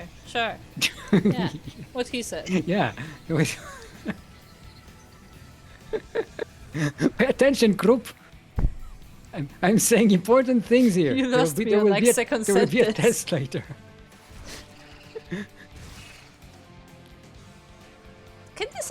actually go out? I am not sure. It can, right? I don't know. I do like that when the changeling dies, it still has the zealot legs, the robotic legs. It dies with its pants on. It does. It does really look like pants. It got some dignity. Do you think that was a thing where originally they didn't have pants and someone was like, no, no, no, you have to put pants on this? In this game? I don't know. I mean, this game doesn't show people naked. I mean, the Zerg units are pretty much all naked. Yeah, I guess. Just if you want to sexualize them, that's on you. That's what I mean, they're not like humanoid. Ooh, a lot of the Ravagers are getting into the studies actually. They become a force field all on their own. They do actually. Now, Alfir splitting up the forces so they can be... Oh, but he has to be careful not to get sandwiched between these now. Okay, Kalyxo is moving out to time it with the end of the... That was... Everything died at once. Yep. To the Archon AoE. That was an Archon toilet almost. The Ravagers just disappeared from that place, and now the Protoss is chasing our Zerg player here. The Zerg is pretty dangerous. There is a defender's advantage here. The creep is deep. Alfir will need a pretty good positioning. Ooh, and he's going around the army, so he's able to get on the high ground. Also keep in mind, Alfir doesn't have a lot of like ranged units. I mean, this army is mostly Archons, honestly. But yeah, they're kind of not ranged technically. Yeah. They're sort of... They have short technically range. ranged, not practically ranged. Yeah, they have short you know range. what I Look mean. at this one Archon that is But stacked. look at the Can choke get point. in. Oh, but look at this choke point. Yes. The AoE of the Archons is doing so much work. And they're not even upgraded. They don't even have attack upgrades. That's it. They are slowly just wearing off, and the reinforcements are not quite big enough to finish this off. But this few charges, maybe this is enough to break the Zerg here. I don't think so. There are more watches on the way, and I don't think Alfir is bringing enough. The defender's advantage for the Zerg here is pretty strong, and the trades have been pretty rough for both players. I think Alfir is in a better position though, just because of a much better economy, so there's more recoverability potential. And look at the production tab. Like, Alfir has a lot of things on the way. Meanwhile, Kalyxo now just popped out 12 roaches. Yeah, say you weren't alone. Chat wasn't listening to me either. No, I was listening. I just wasn't comprehending. Wasn't. Okay, fair enough. I'll take that. It's a bit. It's a consolation prize. These Archons, when they do the AoE, is just so devastating. They're like deceptively strong units, right? But they also do fall quite quickly, the roaches. Okay, so now it's just challenge against the roaches, and with good positioning, the roaches do have the advantage, as long as they don't get surrounded by the charge lots. Storm isn't quite finished, so it can't really join here. And also, Storm right now is not the best against roaches. They can tank it pretty easily. But yeah, Alfir really needs to build up that army because the roaches will keep harassing this base, and he only has some gateway units at the single immortal. Now the two Archons are also in play, but we'll see if that's enough. Kalyxo has the worst economy, but so far has been trading mostly roaches. And that's a good unit to trade against, you know, high price Protoss units like Archons and Stalkers.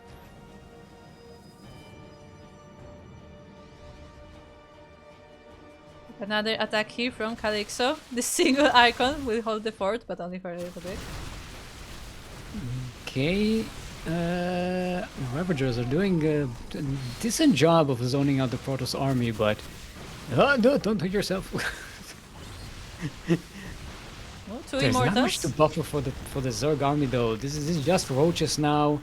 Now the Protoss army does have upgrades, attack upgrades, and with the immortals added to the mix and a warp prism to help them survive, It's a pretty Yeah. rough situation for the Alfie, Zerg to stay in. Alfie was getting a bit fancy with the micro, just dropping the Archon on top of the roaches, I guess to destroy the Ravagers that more quickly, because you know we saw what Archons can do to Ravagers. I mean, to be fair, this was like 16 Archons or True. something like that. So you don't normally get them doing that much damage at the same time. But if you have a bunch of them and they can all have their AoE concentrated on the same area, it can be very devastating. Speaking of things that can devastate with AoE, we got lurkers. Lurkers being lurked. Yeah, so the They're lurker lurking then in. is scratching the creep. Scratch. It looks like a giant queen trying to walk out, right? Maybe. Trying to get up. Anyway, we have another attack coming.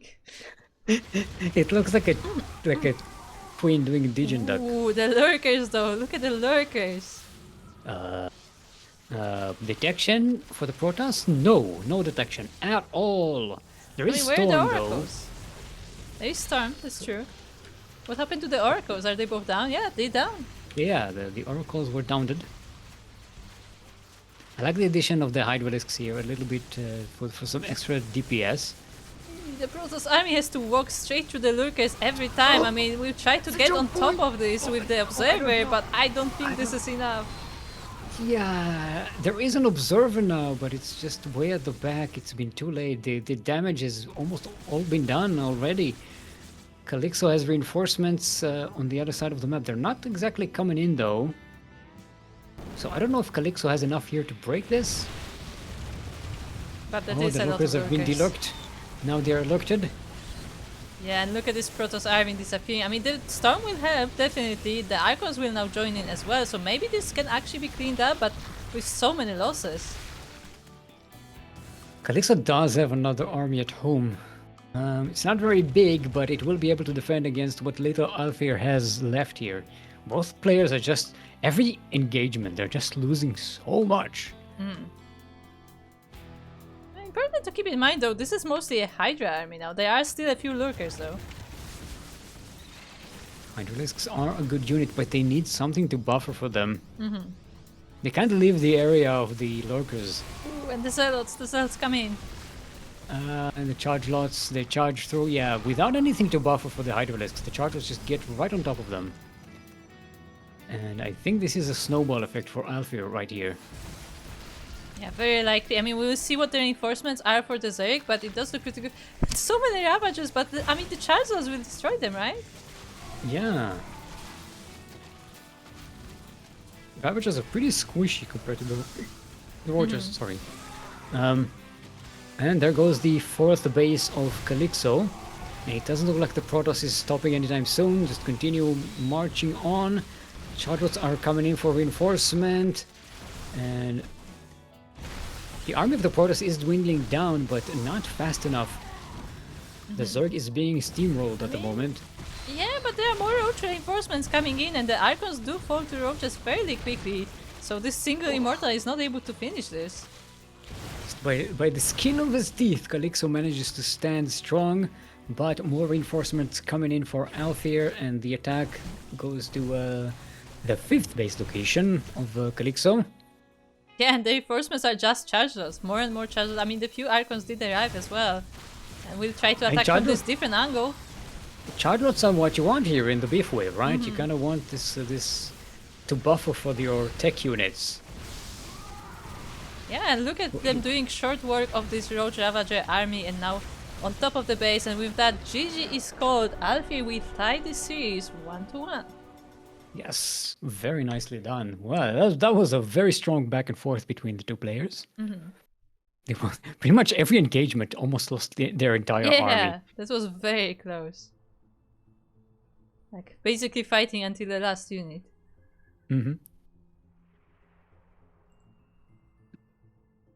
But yeah, good work from both players. They both kind of found a way to make use of their advantages. Let's see what the next map is going to be.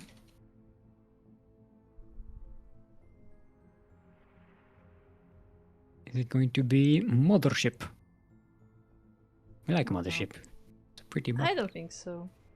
There you go. Okay, 1,000 feet. Well, we only have 10,000. I can't split them.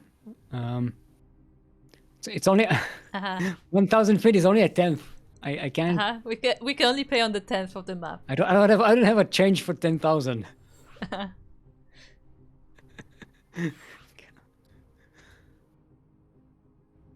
This is where it's like sequencer. Do you remember the map sequencer? I remember the name. I don't remember the map. There was a map made by our favorite -0. Hmm. And it was called sequencer. It was on the ladder and it was made like out of these squares. Like, you know, there were like high ground squares all across the map. Mhm. And he made like 6 different versions of this map in different sizes. Oh, right. I remember. Yeah. So it was like a very tiny map. Yeah, he made Like two squares on he it. made a version, the Steps of War edition of sequencer, which had like, you know, 2 bases. That was a thing.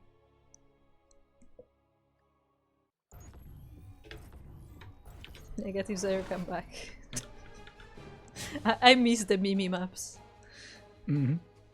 But anyway, we are here in game number 3 of our upper bracket final. And first up, in the top left corner of 10,000 feet, we have our blue Protoss player from Ukraine, representing a waifu of some sorts. We do not know. It is Alfir.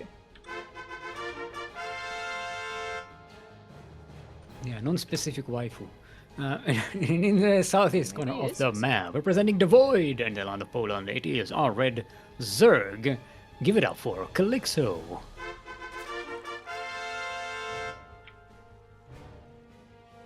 I mean, nobody Oh, it's in the chat has recognized it so far, so I don't know. Maybe it is specific. Scales don't count as clothes. No, scales are part of the body.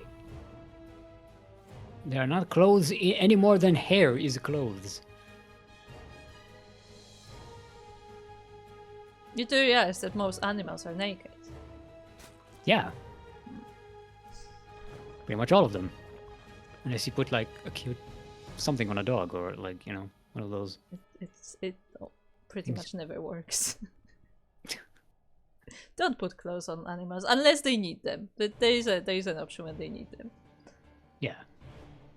It's like a harness or something, or like winter clothing or something like that. Yeah, but like there are also like just, you know, some animals that like for whatever reason need the clothing. I've seen like stories about like animals like not even like for like physical illnesses, but just like for like anxiety reasons, they just feel more comfortable in something. I mean, if it works, it works. Yeah, I'm imagining those cats that don't have fur, probably like need they need a sweater. Depends. Yeah, probably. Like if it's cold, then yeah, maybe. 10,000 feetsies. Yes, I don't type out the extra O's. I just do 10k feet. 10k could work. See, I learned to just count the zeros when I type. But I admit, it is quite annoying. But do you add the comma for the? No, For the because 1,000. it isn't in the name of the map. Ah, Exactly. I don't know that it can be because you can't put it in the as the name of a file. I don't think so. Also, we have a road warrant from Kalyxo. But, so here's a fun fact. I never use a comma for, like, thousands, because in Polish, the comma is used for, like, decimals, for point. So it's just extra confusing for me. Yeah, there's a bunch of European countries that do that. It's weird. It's like using inches. It's just weird. You know. Like if anything, I use spaces. Like I use spaces for 1,000, but I don't use any like other mark. It's not really not my habit. The way I learned that Europeans do it differently in that regard is that I remember there was like a movie or a TV show or something where some computer genius gets kidnapped by, you know, a bunch of criminals and forced to hack into a bank and steal money or something. And it steals like the wrong amount. And no, he intentionally puts like a comma instead of a dot so that it looks to them like he's stealing like millions of dollars, but instead it's like $10, something like that. That's good. I approve. Meanwhile, the roaches just get in. The wall is not blocked. It's just the wall is not a wall, so yeah, you know, it's an open house today. I mean, there is a void ray, but yeah, the void ray alone will not be able to defeat all of these roaches, and the Zerglings are already in the mineral line. Another void ray is on the way, but the pros will be munched on. It's pretty rough. The void ray should be able to take care of all the roaches, but it'll take some time. In the meantime, Alfir is just losing more and more and more probes. 27. And all of the probes are gone. Kalyxo with this really aggressive build.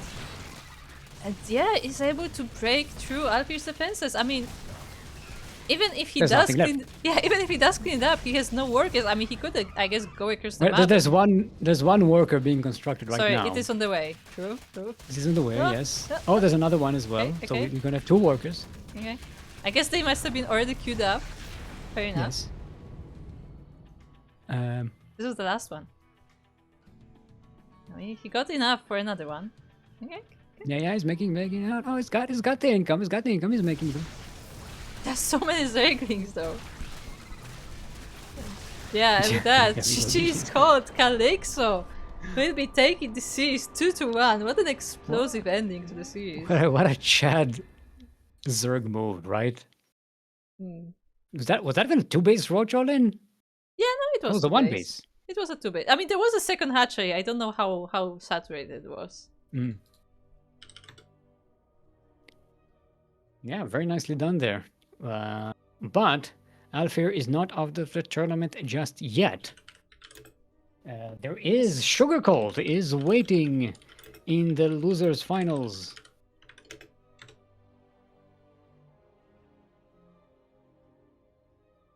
Ooh, okay. Now, the lower bracket final is going to be a best of 3. So we're going to cast that. Is Sugarcolt around? And it is all Europe. Okay. Yeah, we are all Europe from now on. No.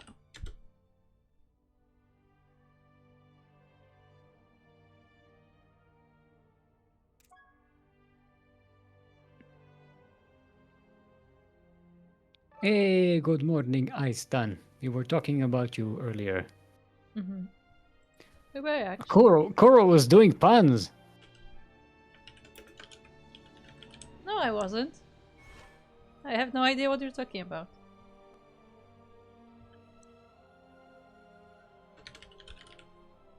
First map is going to be, hey, we're going back to 10,000 feetsies. Oh my god.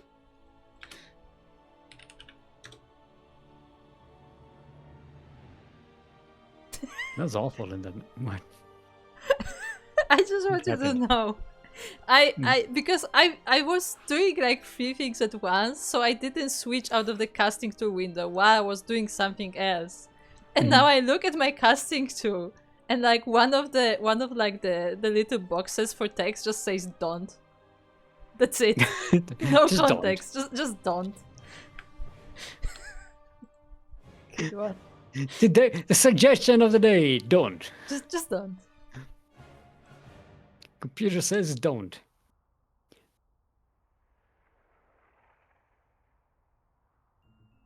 Okay. So we got ourselves another ZVP versus Protoss versus Zerg. Sugarcolt. We haven't seen Sugarcolt yet today. We haven't casted him today. He was on the other side of the bracket. And managed to climb through the lower bracket. Already faced Kalyxo in the first round. Maybe going for a rematch here in the grand finals. It's going to be a rematch either way.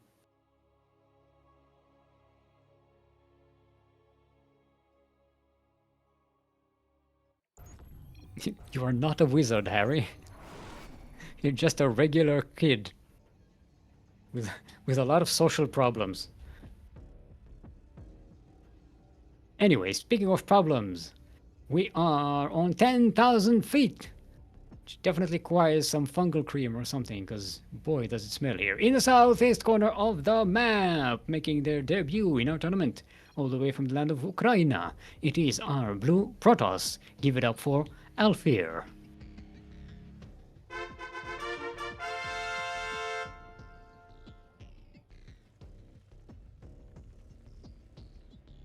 Okay. And across the map we have his opponent. It is the orange Zerg playing, representing Devoid. It is... game. There you go. It is Sugarcoat. The second. The second. Not the the first first. one. The second one.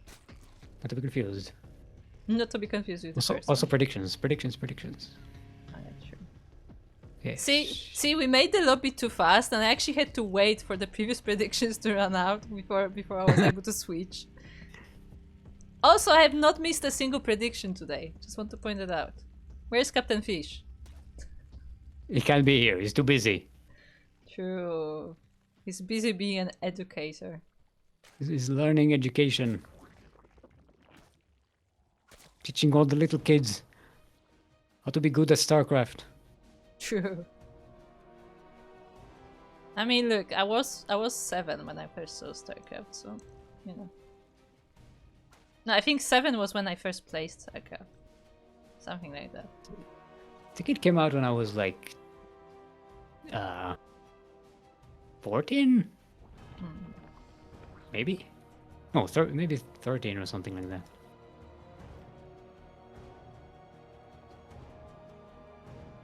I can count. It came out in 1997, right? 8. No, Brood War was 1998. No, they came in the same year, actually. Okay. Which is, by the way, crazy. Not so much. Back in the day, it's not that crazy. They actually had a lot of expansion that came out not that far away from the actual game. Yeah, but it was the only expansion, really.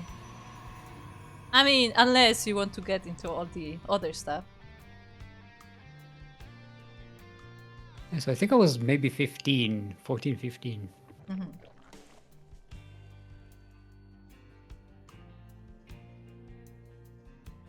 I was like 7 when I first saw the game.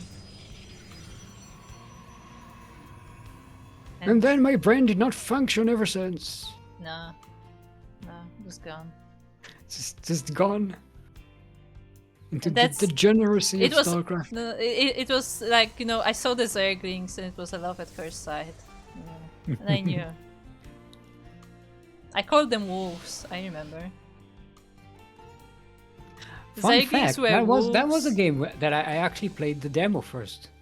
Oh, there you go. There was a demo with a bunch of Marines. Yeah. There was like a couple of missions, a bunch of Terran missions. And I was like, this is so cool. It's a bunch of Marines running around shooting things. Probably like, I guess, the boot camp, maybe? Yeah, I think so. I think that's what it was called. It was like a space That's like a platform. tutorial. That's like a tutorial Yeah. mission. Yeah. Yeah. Pretty cool. And I was like, oh, I gotta play this game.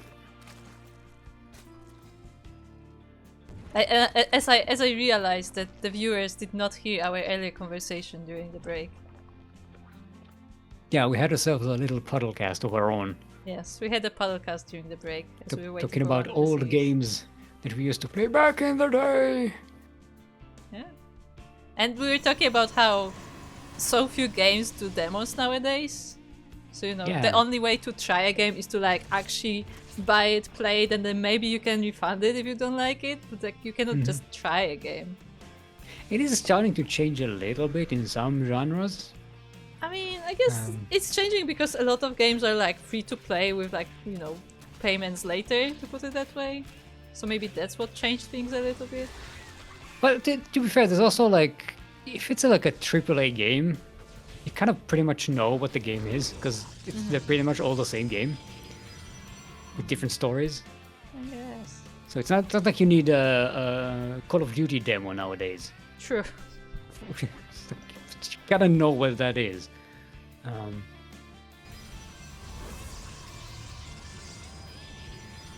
But yeah, well, indie game do have demos sometimes. Yeah. they need to get themselves out there. You know, they need to spread And the word. I think it's a good way to do so because you know, if the game is something that the player is into, then they will get hooked and they will want the full game. Yeah, just like Factorio. Yeah. Remember how you got hooked on on the demo? Yeah. And you can't stop playing it now. I didn't get the game. I didn't get the game because I don't have time to play, but also the bugs kept destroying me. The bugs in the game, not the bugs in the game. No, the bugs in the game, yeah. Not in the not very game, but buggy. in the game. The game is not buggy, there's just a lot of bugs in the game. You're not helping in any way. I mean, it is DBZ, right? And you're not playing there are a lot the of side, bugs so here. That's true. It makes sense that you wouldn't like it. Even though you are originally Terran. I mean, I never played Terran. I was talking about the group copy pasta. Is a group copy pasta about Terran? Yeah, the speech from Skyrim. Ah. The Heimskr speech that I wrote. I don't know if it can. I think it's too long for an actual chat copy pasta. Yeah, I think so. You need to split it into a bunch of paragraphs. So this is an interesting spot. There's like a little light on it. And there are flowers. Where's the light coming from? I don't know. Maybe it's a glowy rock. It's an alien rock. Alright, oracles come in. They just there is a spore and they can't quite. I mean, really there are also get- hydras around. As we do have a Link Hydra here. I think there was a roach warren, but there are no roaches on the way. Yeah, there was a roach warren, but no roaches were made, and it's just Link Hydra. I mean, it's good to have, you know. There's roach speed on the way. Hello, Artosilop. Oh, can two oracles do it? Ooh, that is a good catch. Killing this hatchery. I mean, it was cancelled, but yeah, cancelled. Still. Nice denial. Denying that base. So Alfir is going for a beef wave. Looks like, yes. Oh, we're getting a Spire. I don't know about that though. Yeah, Sugarcoat has some aspirations. Yeah, Spires. It's truly Fire. inspiring.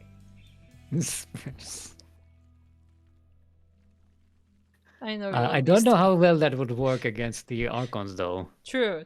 I mean, yeah, it would. I mean, to be fair, the whole point if he's gonna get Mutas is to never meet the Archons. Just go around. Yeah, and there's also not a lot of anti-air for Alfir. And also, when I say Archons, we're talking one Archon so far. Yeah, there are a few it's singular. Templars, but they are not being morphed, and there's no Storm on the way either. But there is +2 ground weapons, so that's going to be very dangerous for those Muta. Oh, it's not Mutas! It's going to be Corruptors. Yeah, I was thinking if it may be Corruptors, but I'm not quite sure what you can use Corruptors for in this scenario, unless he's just gonna target buildings?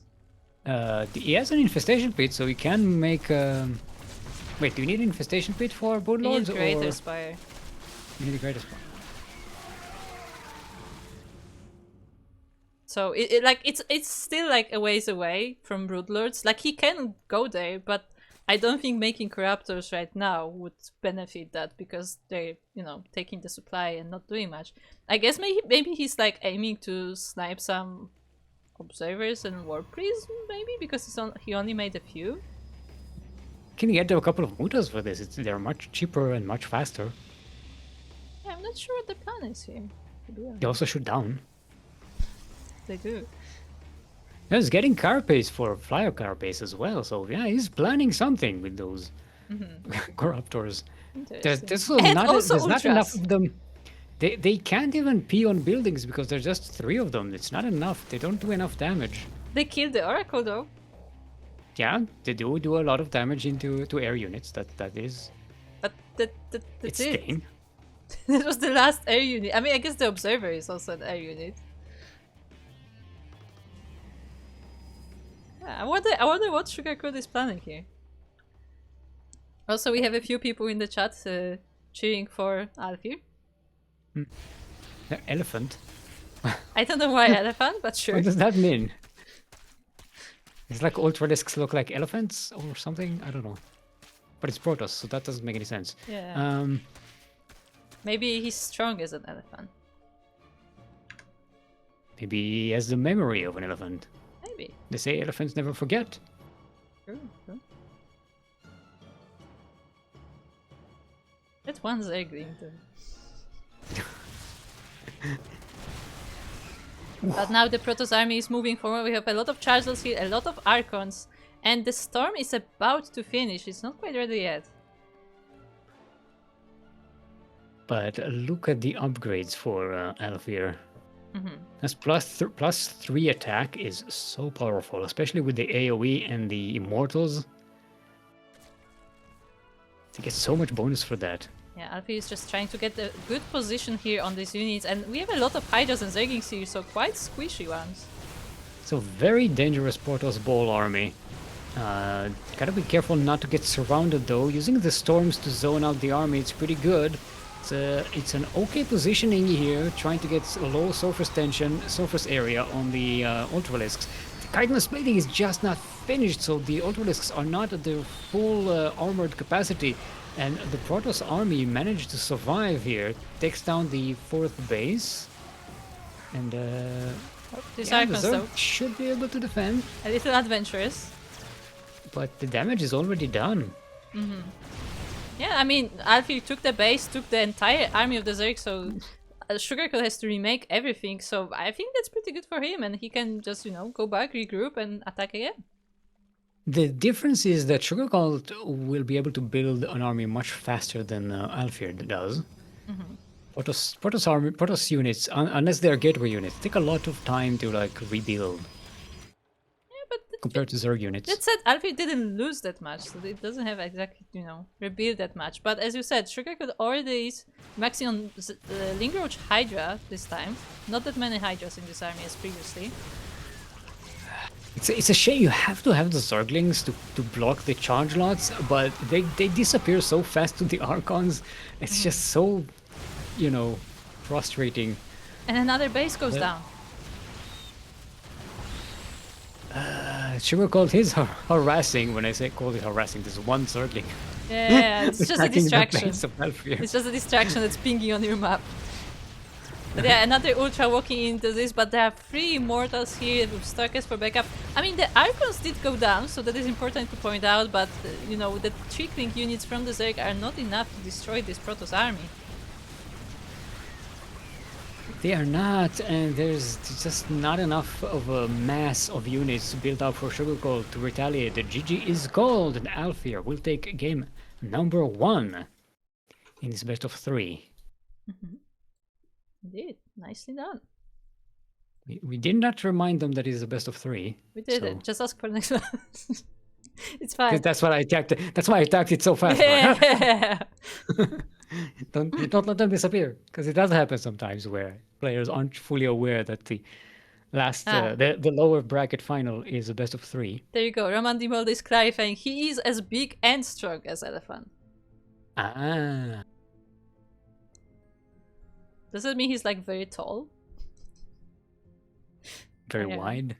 I mean, I don't Is that know. is that a fat joke? What? We don't Hey, elephant I- shame here. Look. He can just be very tall, you know? Yeah, term line. I mean, if you are tall, it's a giraffe, not an elephant, right? No, that's when you have a long neck.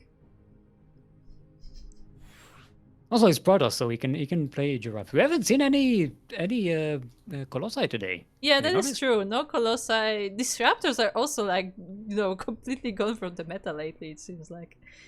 I haven't seen Disruptors in a long time. Yeah.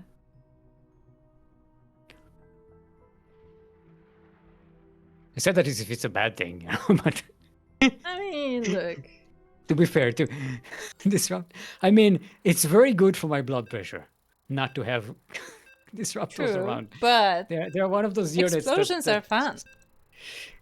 Fun? I don't know if heart attacks are fun, Kuro. I don't have heart attacks. I just look at the pretty colors. And I just have a heart attack every time disruptor shot just go. It's such a tense unit. The Protoss players are just very considerate and they want to make sure that Steel Mode remains in good health. I have a weak heart. But we are now on Tourmaline. Tourmaline. And in the top right corner, because there was a custard chicken. I just jumped. We have the blue Protoss player representing GZ and a waifu that we do not know. It is Alfir.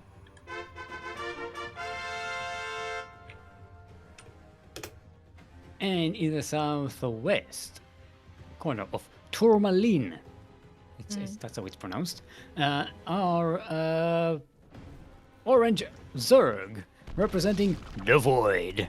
It is Sugar Colt, the second, not the first one.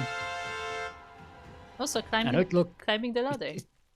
It says Sugar Colt, but it's not Sugar Colt. It's the second one. Yeah, it's not the first one. It's the second one. Yeah, I know it's a ladder, but it also looks like a Terran barracks. Yeah. Like it's a ladder on the barracks, okay? It's how you get to the top. Yeah, you have to get to the top climb. somehow. Just don't do it when the barracks is flying, because that's really scary.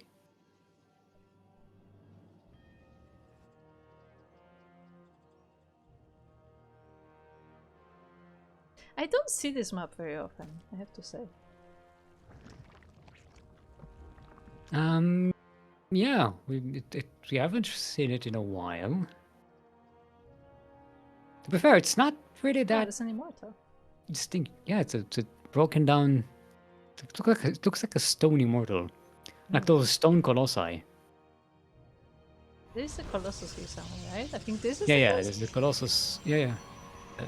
It's under the cliff. Stepped off the cliff and fell down. Yeah, like tripped and fell into the void. And the void. And that's a gateway over there. Where's the gateway? Destroyed the gateway. Oh, yeah, I See, guess so. on the left. Yeah, I guess so, kind of.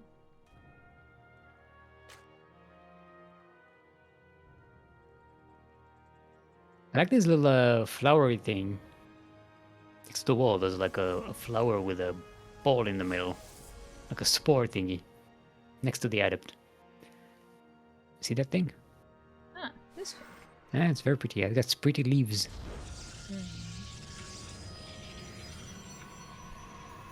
Yes, Steel Mode will judge the design of every map here, as you know, qualified professional. As the professional? Actually professional. Meanwhile, we have this adept coming into the main base. That is check. Yeah, that's a good scout though.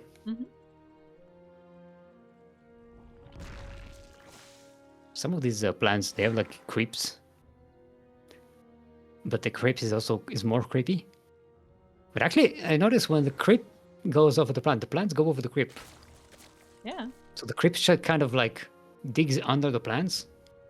I mean, to be fair, creep provides nutrition, so maybe they get nutrition from the creep. Parasites. This is food for Zerg units, Zerg buildings. Oh, maybe it goes the other way around. Maybe the creep is siphoning nutrients from the plant. Maybe, and maybe that's how they feed the Zerglings. I thought they feed the Zerglings with marines. I mean, that's true, but that's more, that's more like a snack. You know, you have to make sure that your Zerglings have a balanced diet. Yeah. They need the plant material for fiber. Can just can just can just eat human flesh and metal. Yeah, you know, metal is not very good for digestion, so make sure that they have enough fiber with Oh, that. this is where the mothership crashes down The on the one planet. that's falling from the other map. Yeah, Uh-huh. it all connects. It all connects. Right, Oracle does manage to get some harassment done, which is nice. And once again, we have Hydras on the way. Is there a roach warren? No roach warren this time, so this time straight to Hydras. No roaches. Straight to Hydras. On 3 bases, no less. Only Hydras. Yeah, actually, That's it. no, there is speed. There is speed. I was like, did the speed? No, there is speed. Going full Miomaica, straight to Hydralist. I haven't seen Miomaica in a long time. Yeah, I miss Miomaica. Oh, I like this plant too. Kind of looks like a forge, right? Mm. Like a glowing forge. Oh, this one's nice. See, it got like glowy dots. And we have double Oracle here, almost killing this queen. No, forget the game. I'm looking at the plants. That just looks like a bulbous cactus or something.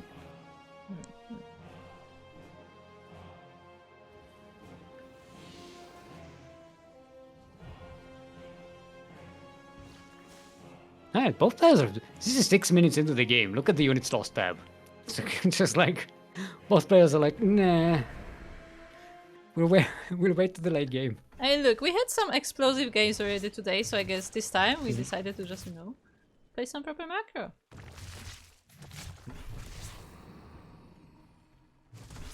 The Oracle's just going around, you know, scanning what they can. The Hydras are already out, so the Oracles do have to move away. Wait, that's a different one, right? Yeah, I guess so. So why did the Protoss all crash land here?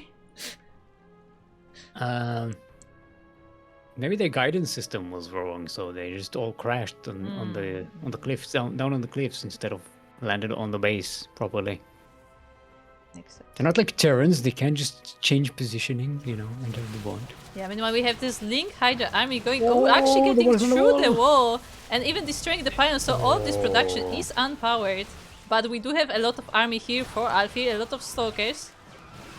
Good use of the blink micro here to keep the stalkers alive. I think Alfir should have this. This is just Hydralisks. There's nothing to buffer for them.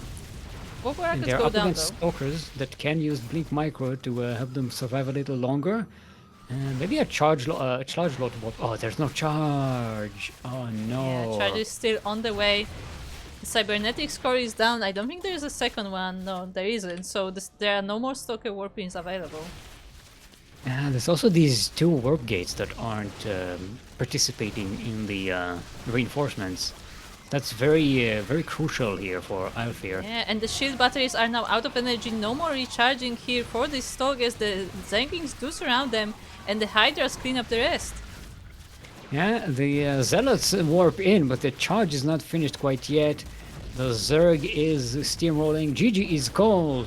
And Sugar Cold, the second, will even up the score. Of the Well, second sideways 1-1. Nicely done. Yeah, nicely done. Very good game there for Sugarcoat.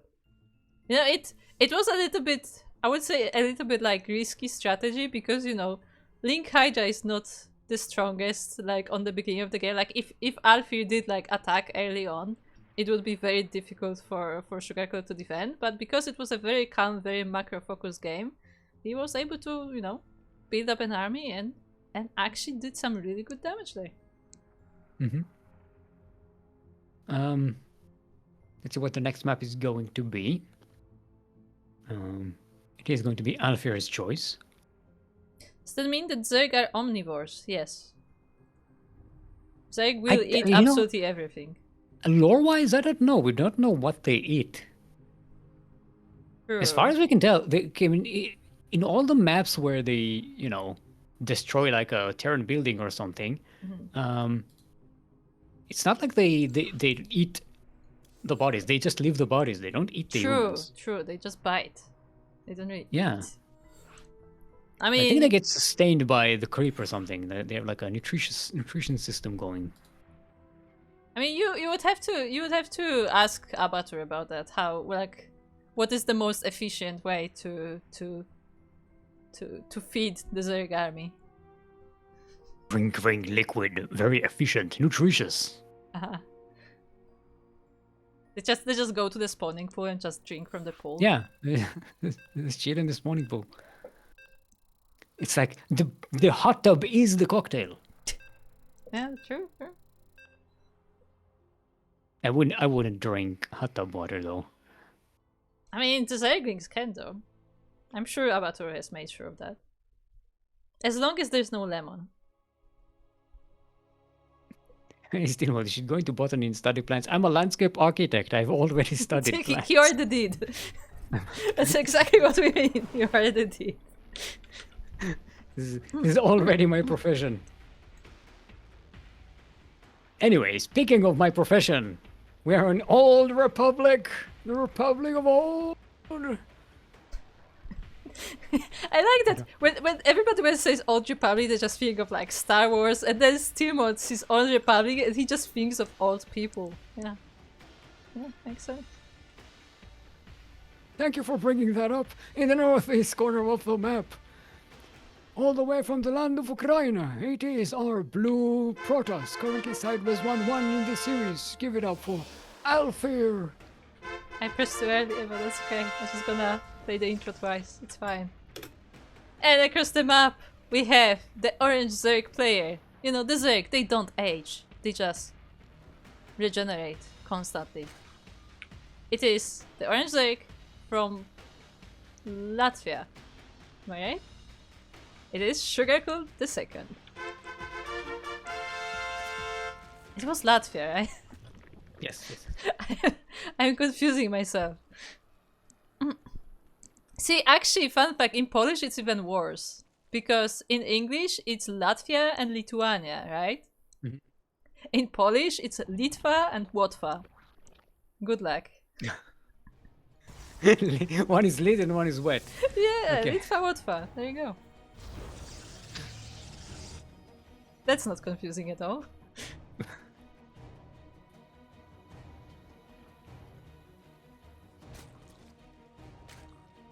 Alright.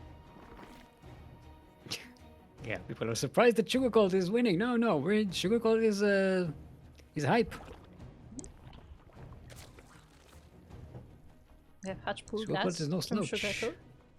What? We have Hatchpool gas from Sugarcool. Ah. Not Hatchpool Hatch gas gas pool. Not Hatchgaspool. Hatchgaspool is no. different. It's a different type of food. It means food. Yeah, Hatchgaspool does sound like Is the it like name of like some gazpacho? like an Eastern European dish. You have to try my grandmother Hatchgaspool. I don't know. I just think of gazpacho. Totally different part of Europe. Gazpacho. Now we have a Stargate opening for Alfir. Wait, gazpacho is the... That's the cold cuts? It's a cold soup, I believe. Oh, it's a cold soup, right. I've never had it, so I have no idea. There's a bunch of foods that for some reason I keep confusing. I confuse gazpacho and risotto a lot, even though they're not even at all the same. Yeah, One is like rice with cheese, the other is like, yeah. One is Italian, one is Spanish. But there's a low at the end, so it's pretty much the same, right? So that's how my brain works. Oh, hello, Thaliasin. Hello, Tasmanian, not devil, the other one. Yeah, Tasmanian tiger or Tasmanian wolf? This would be like a Tasmanian goat, right? Yes. This is what Tasmanian goat would look like. Yes. It's a very, very Australian... Oh, look at that, it does... Yeah, it really does look like a Thaliasin now that you mention it. Interesting. I guess the Thylacines were a bit less bulky. Yeah, but these have spikes on the back, so... Sure. And this time we do Kinda have a Roach Warren on the side of Sugarcoat. Not skipping it. Alfir did go for a very quick third though. So playing the Econ game. Yeah.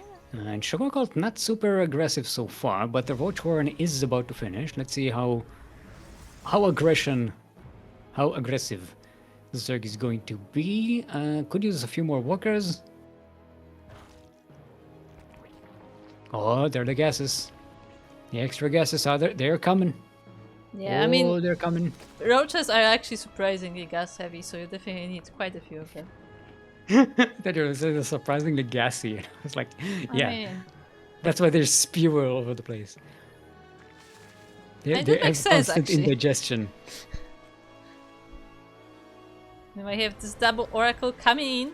There are no workers yet here. The first, I guess there are two, but they're well protected with a Queen and a Spore. And no Hydralisks in this game this time. Yeah, no Hydras yet anyway. Alfir is very careful with those Oracles though. It's very handy to have those Hydralisks against the Oracles. It's like when you don't have them, you really miss them. The thing what shoots up. Yeah, I do like Hydras. Hydras are a good unit. Hajgas Bacho. Yeah, that's exactly what I was thinking. It's like a hatchery soup. Let's image my hedge.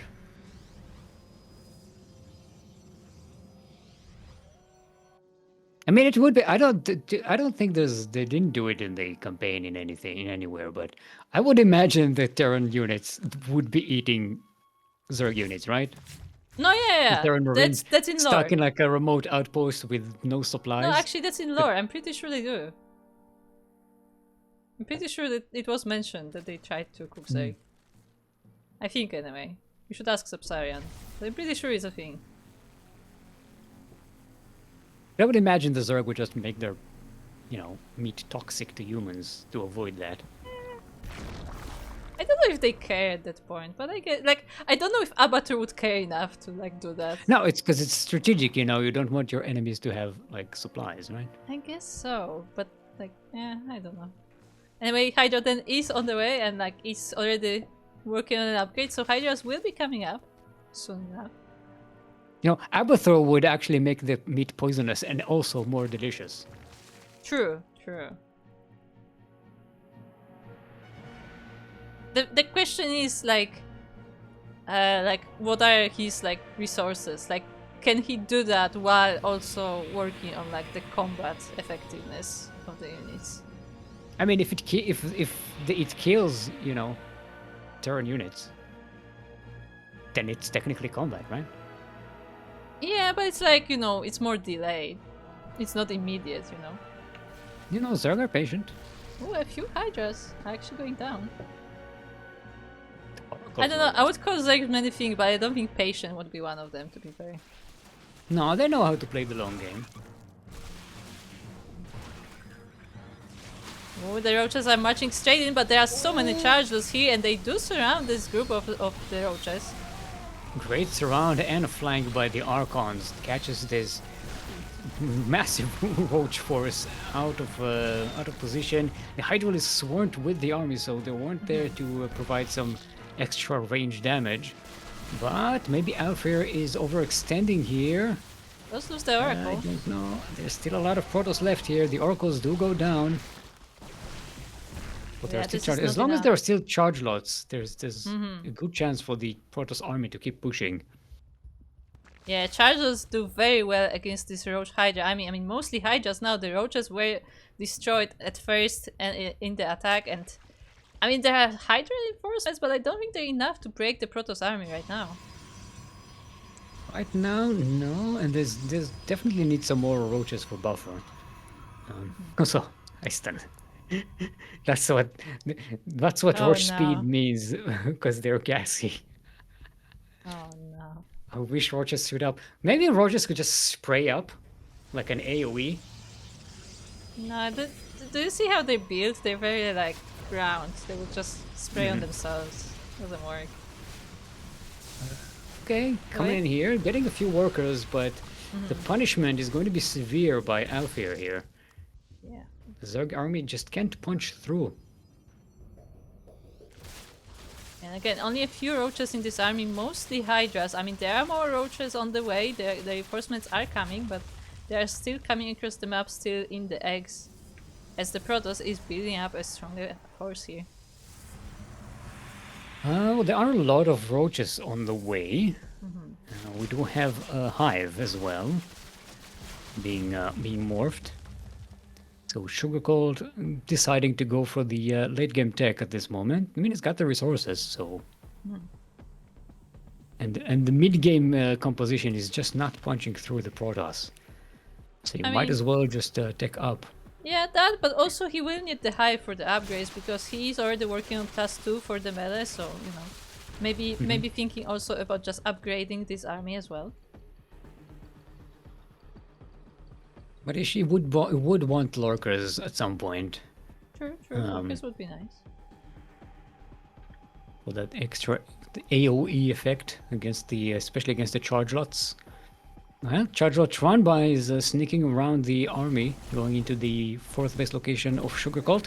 There's not much here to defend. Yeah, There is completely another Runby undefended. being set up on next to the 3rd base as well. Yeah, and the army just passed by this place, so those will have a freeway, but at the same time we have the main attack coming in. Oh, but it's choke point. Oh no, the Archons, they get a lot of extra AoE done here. Storm isn't finished quite yet. It would have been very helpful against this clumped up Zerg army. Yeah, but the roaches are gone, it's just the hydras now. Yeah, and the charge lots are still at the front, buffering. And Storm is finished. The Zerg is losing too much. And Sugarcoat has to back away, but that means that Alfir once again stands his ground and he doesn't really suffer all that much damage. And in the meantime, Sugarcoat did lose some workers, so now had to compensate the entire by base. droning up really hard. So economically, he needs a little bit of catching up. When we are getting Hydralisk, not Hydralisk, Ultralisk then. Cavern, even. Cavern. Why not a den, though? Another Warren. I don't know. Everyone needs a different... At least they all have different words. So it's less confusing. Like, not like starports and, you know, stargates. Everything has star in them. And gate. All the gates and all the stars. We have another Zealot round by here, killing nine drones. So Very, very nicely more done. damage here to Sugarcoat. Meanwhile, Alfir has the time to establish more bases of his own. Alfie does need to start moving out, though, I think. Yeah. Before Sugarcoat gets those Hydralisk... sorry, I keep saying Hydralisk. Those Ultralisk upgrades. Because before the Ultralisks are super beefy. Would be a good timing. And Alfir is moving out. Yeah, I mean, he is about maxed, so this is the time to move out. And what do we have in this army? We have Chargers, we have Archons, we have Immortals on the back as well. We have a very healthy beef wave. Lots of beef, lots of wave. And the Warp Prism precariously flying around over the Hydralisks. A very dangerous position for it. You kind of want it at the back, warping in. We also have a lot of High Templars in this army, so the Storm is available in Ninet and this base is immediately evaporated. And the reinforcements bring in more charge lots to buffer for the other Protoss army units. Yeah, the Ultras are Sugarcoat- here for Sugarcoat, but they are struggling to approach this army. And again, the timing is fantastic just before Katnos plating finishes and Carapace upgrade for the Ultralisks. So they're just not as effective. Yeah, look at Oh, the Storm puppy! Look at the meat grinder. The Ultras are gone, the Roaches are gone, the Hydras, only a few of them left, the drones have to escape, and the Protoss army is marching forward. It's a beef wave with Storm. It's like it's a spicy beef wave. Ah, or maybe with a good sauce. Zesty beef wave. Yeah, more reinforcements coming for the Zerg, but it's just Zerglings and Hydras, and as you said, the beef wave is still strong and marching forward. GG is called, and Alfir will take the series 2-1 and advance to the Grand Finals. Very nicely done. Very, very good timing there. If Alfir would have waited maybe 10 or 15 more seconds, that fight might have been going a little bit differently. But yeah, good timing there. Yeah, nicely done.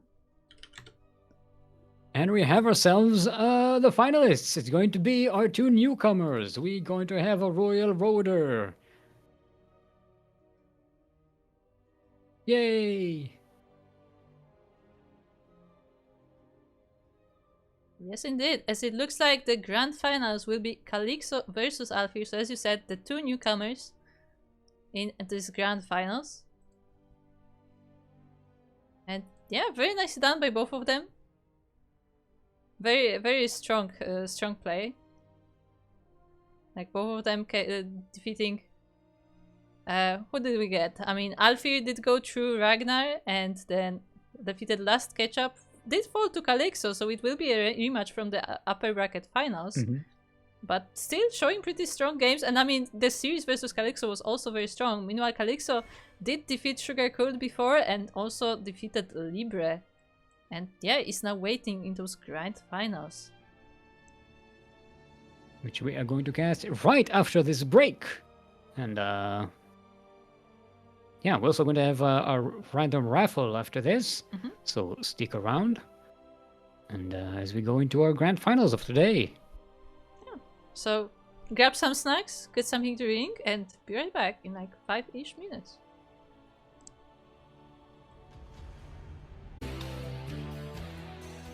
And welcome back. Welcome back to Sea Duckling Open number 41.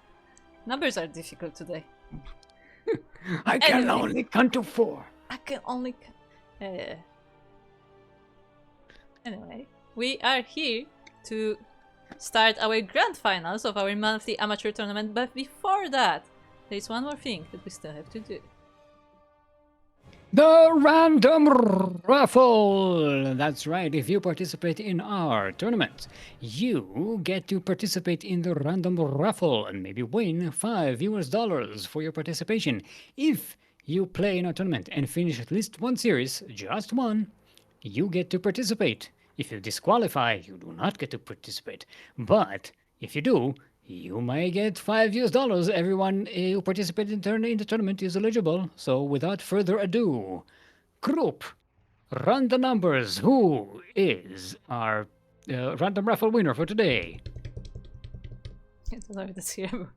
The random raffle winner for today is Alfir. Alfir!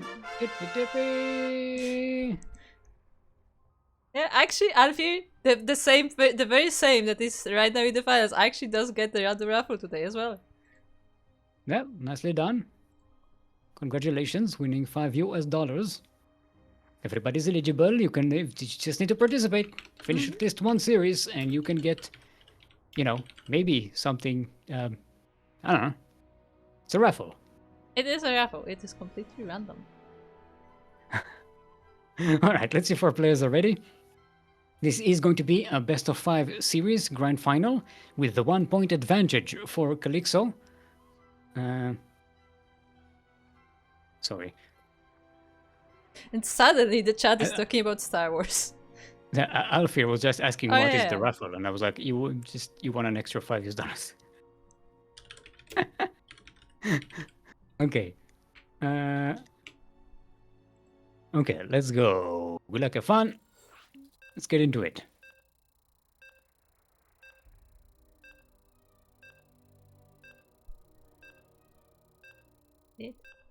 And okay, the first game will be on Taito's Citadel. I did write it down. Did we see that? No, before? not today. We have not today, but we have seen this map before. I think so. I think we've seen all maps by now. I don't remember the name, but I do remember the layout of the map. Mm. It's kind of like a short rush distance, kind of. Or at least direct route distance. But anyway, it is time to start our grand finals of our monthly Diamond tournament, where this is a best of 5, of course, and we have 1 point advantage to our upper bracket player. But before that, we have our blue Protoss player from Ukraine. In the top left corner, it is Alfir.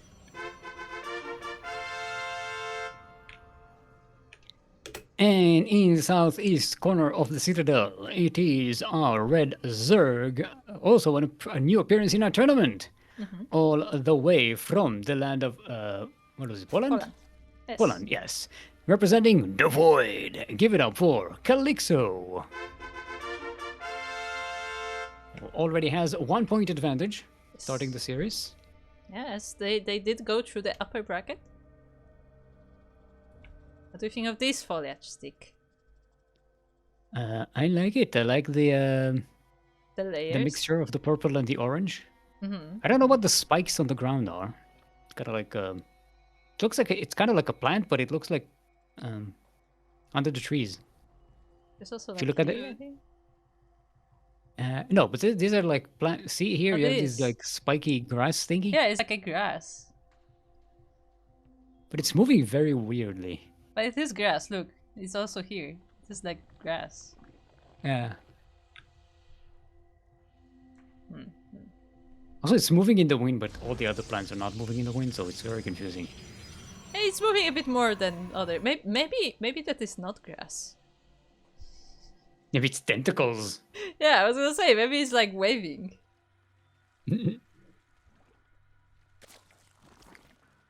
Oh, there are bulbs breathing down the see the Oh, thingy true. thingies?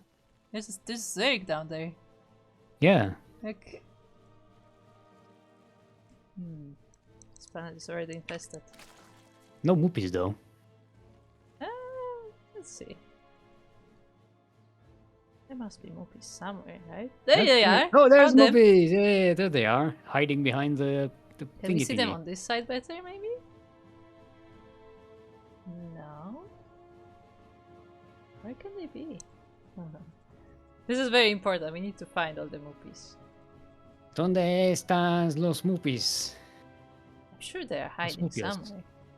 Oh, there are Hiding some in the here. trees. I can see them. There's a little camp of moopies. But anyway, we have a Stargate opener for Alfir. I think he does that pretty consistently versus Zerg.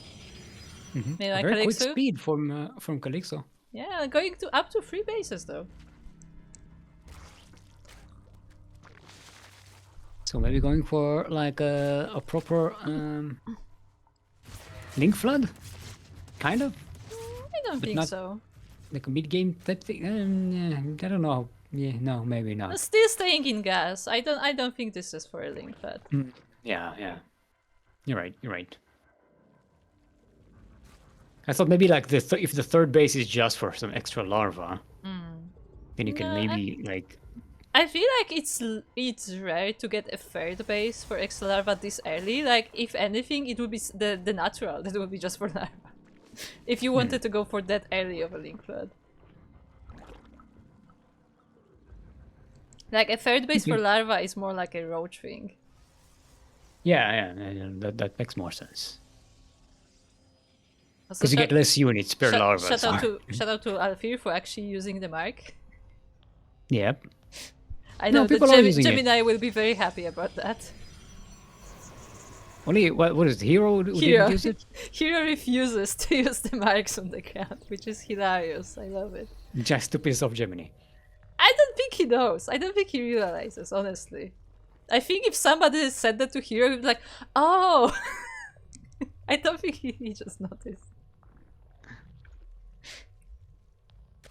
Or maybe he just, he just has a better idea. I mean, he is one of the best players of the world, so, what do we know? But the map, it has a marking. Yeah, but Hero is not standard, He plays his own way. He's a hero unit. He is. See, the Zergs can, if the Zergs can ignore the final location. Yeah, they actually kind of Look at cover the it. photos. A little bit. You know, we have Yeah, two Zergs don't oracles like to coming. wall off anyway. Only in ZVZ.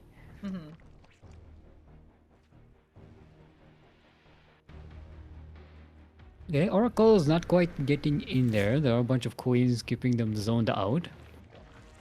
But now, oh, I thought they might be catching these drones, but nope. Yeah.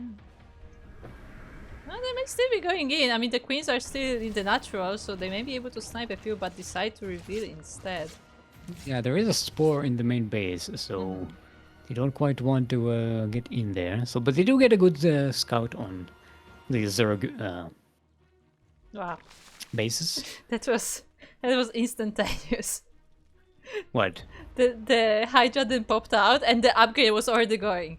Like Kalyxo was like staying at that Hydra then, waiting for it to finish. I mean, yeah, it's a good, you did it in good time. Yeah, it was extra just range is very instant. Like the animation, it didn't even finish of the Hydra then going up, and the upgrades were already queued. A macro god. Yeah. Very nice He's attention. a proper gamer, sitting down on the unit and just clicking, spamming the build key.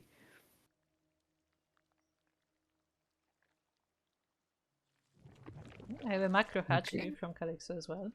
Yeah, we did get roach speed, Mm. even though there aren't that many roaches. But you know, it's good to have this decomposition. You need something to tank for the hydralisks.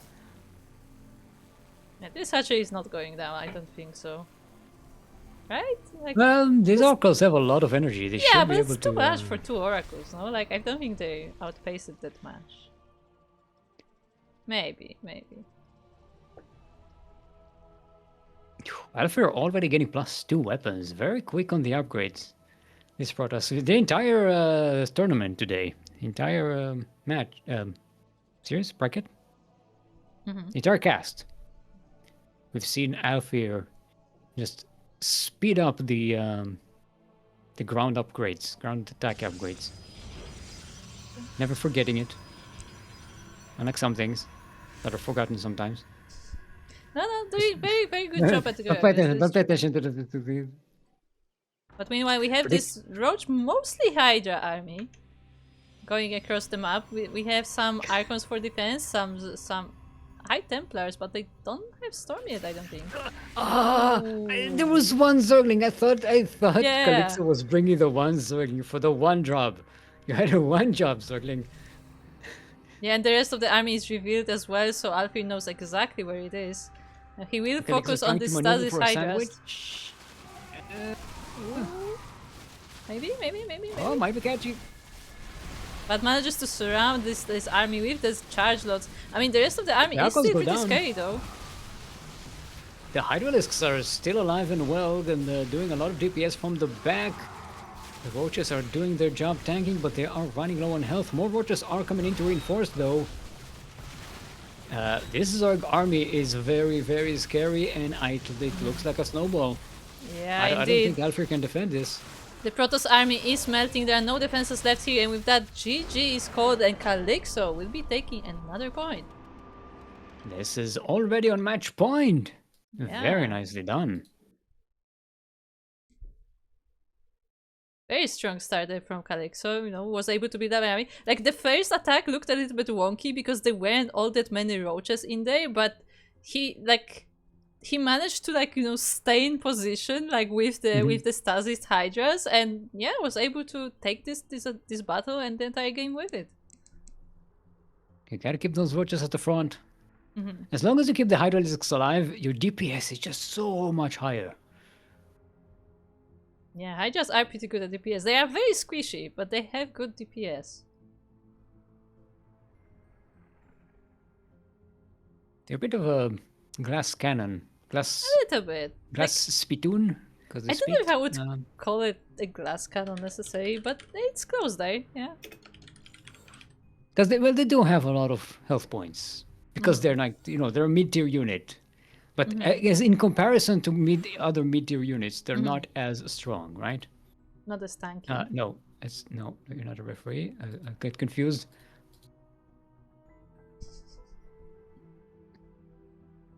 It's okay, Stick. It's okay. Deep breaths. Because both your names start with K, so And it's a capital K as well. yeah, and end with an O. So my brain is already like it's too many points of contact. Yeah, I actually read that's kind of how it works. If the first and last letter matches, like the middle doesn't matter as much. We kind of just put it together.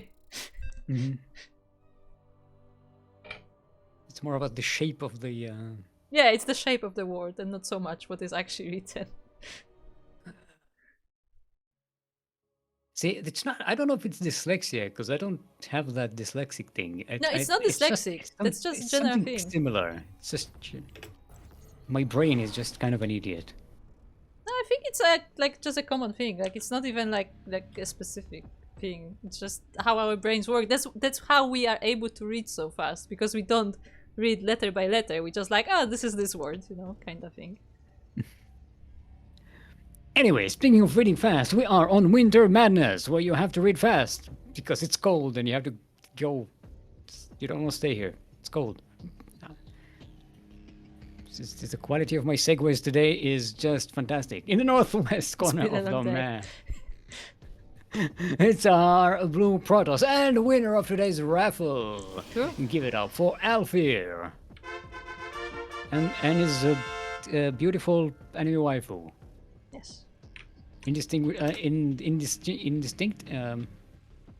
unidentified. Unidentified, exactly. And across the map, we have a very identified Zerg, the red Zerg player representing Devoid, and coming from Poland, it is Kalyxo. I pressed the wrong button. It's okay. It's fine. This is fine. We are not falling apart. It's okay. Look, I have to press like 3 different buttons, okay, for every intro. Sometimes my brain just forgets what it's doing. Okay, I like that the time I stopped handling production was when we started using the casting tool. Because it's just like too many buttons to push. I mean, it's not that bad. It's just that like I want to like, you know, also like turn around and then also like zoom in, and then I need like another finger to press the intro. And, like, you know, it's like it gets some coordination to do. Yeah, I know. I can talk and chew gum at the same time. Fair enough. No, it's walk and chew gum at the same time. Yeah, talking and chewing gum is. Yeah, that doesn't make sense as a metaphor. Shaking my head. It looks like once again Kalyxo is going for that early third base. Hey, I guess, is it early? I guess so it is, because there are no Zerglings. Quite early. Like he doesn't do any like defenses or like aggressive force, just goes straight for the 3 bases. I mean, it's got queen, so there is some defenses, Sure. but it's completely out defenseless. But yeah, it is a very early base.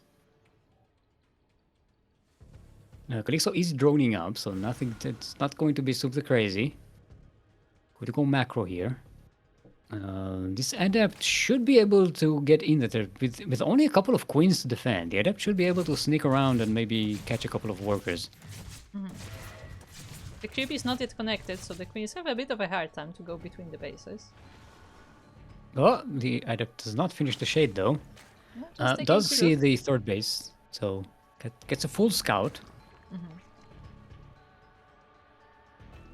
And that should tell Alfir that, once again, this will be a macro game, so he can get his tech ready.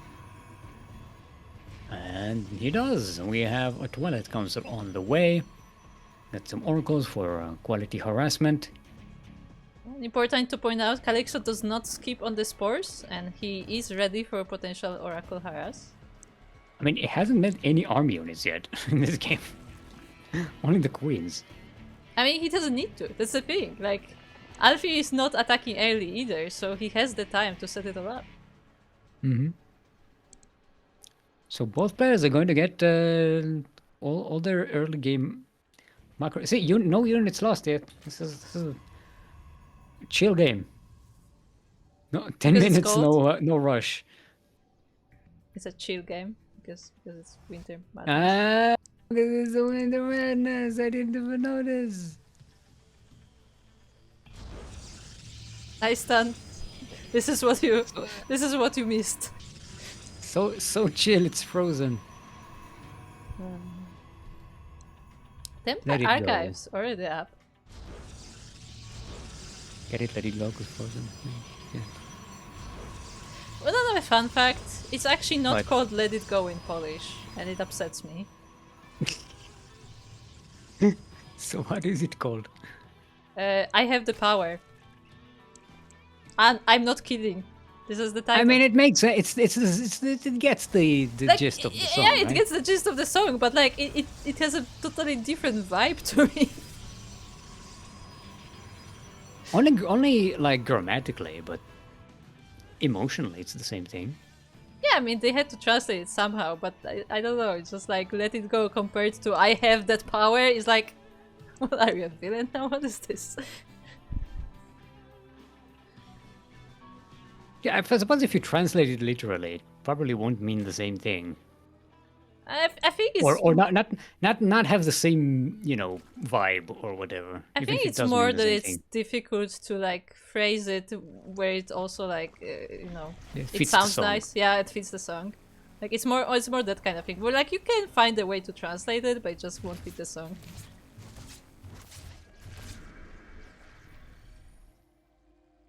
That's the difficulty of translating music. Speaking of things that fit the song, we have a very early high, not early than the other one.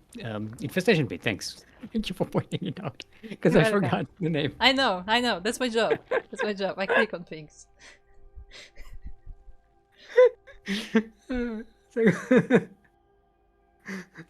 I feel like it makes you feel so old. Like trying to remember something, and there's like someone just pointing out, like, yes, this one, it's this one, Grandpa. Ooh, look at that!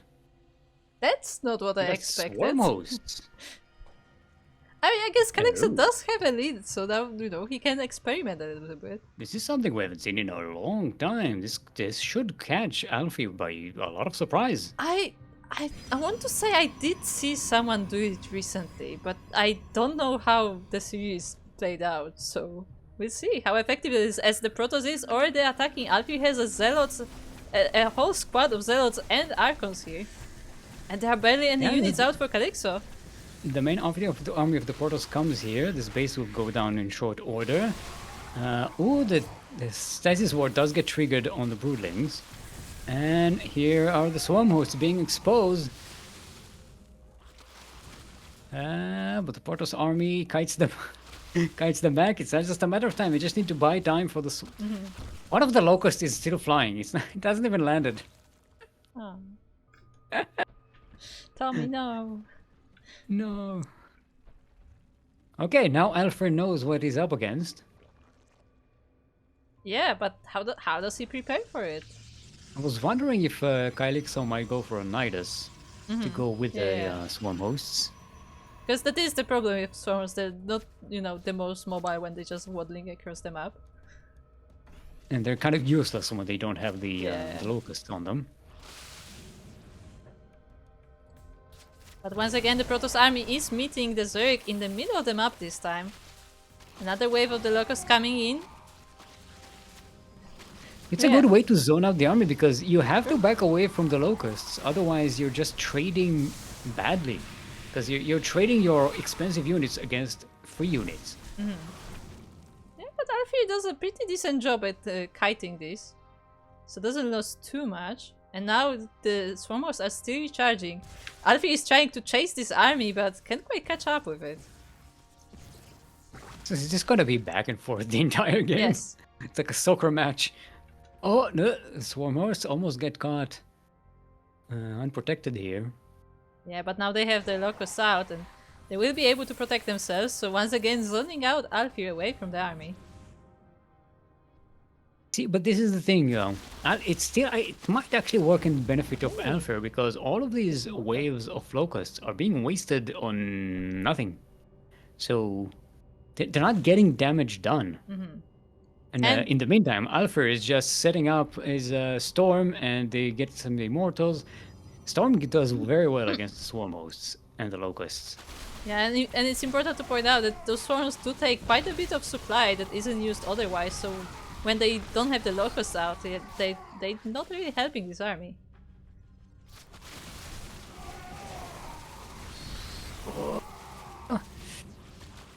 It's just the Archons for Alfir. There's a handful of Zealots left. But this is a dangerous position for the Protoss. He needs to back away. Yeah, but that means that Kalyxo can also move forward with the Roach Hydra army as well. Yeah, the Locusts land down and immediately... they manage to land a few shots and then immediately die. And now Alfir, with the reinforcements, can push back. Okay, we need more reinforcements. Yeah, this Protoss army is not that strong actually. I mean, to be fair, there isn't that much for the Zerg either, but I feel like Alfir does need a bit more firepower, and yeah, once again he is being zoned by the Locusts.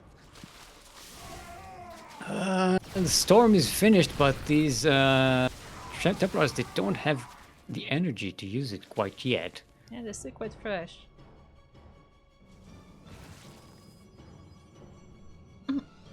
I'm gonna get Storm versus Swarm Hosts.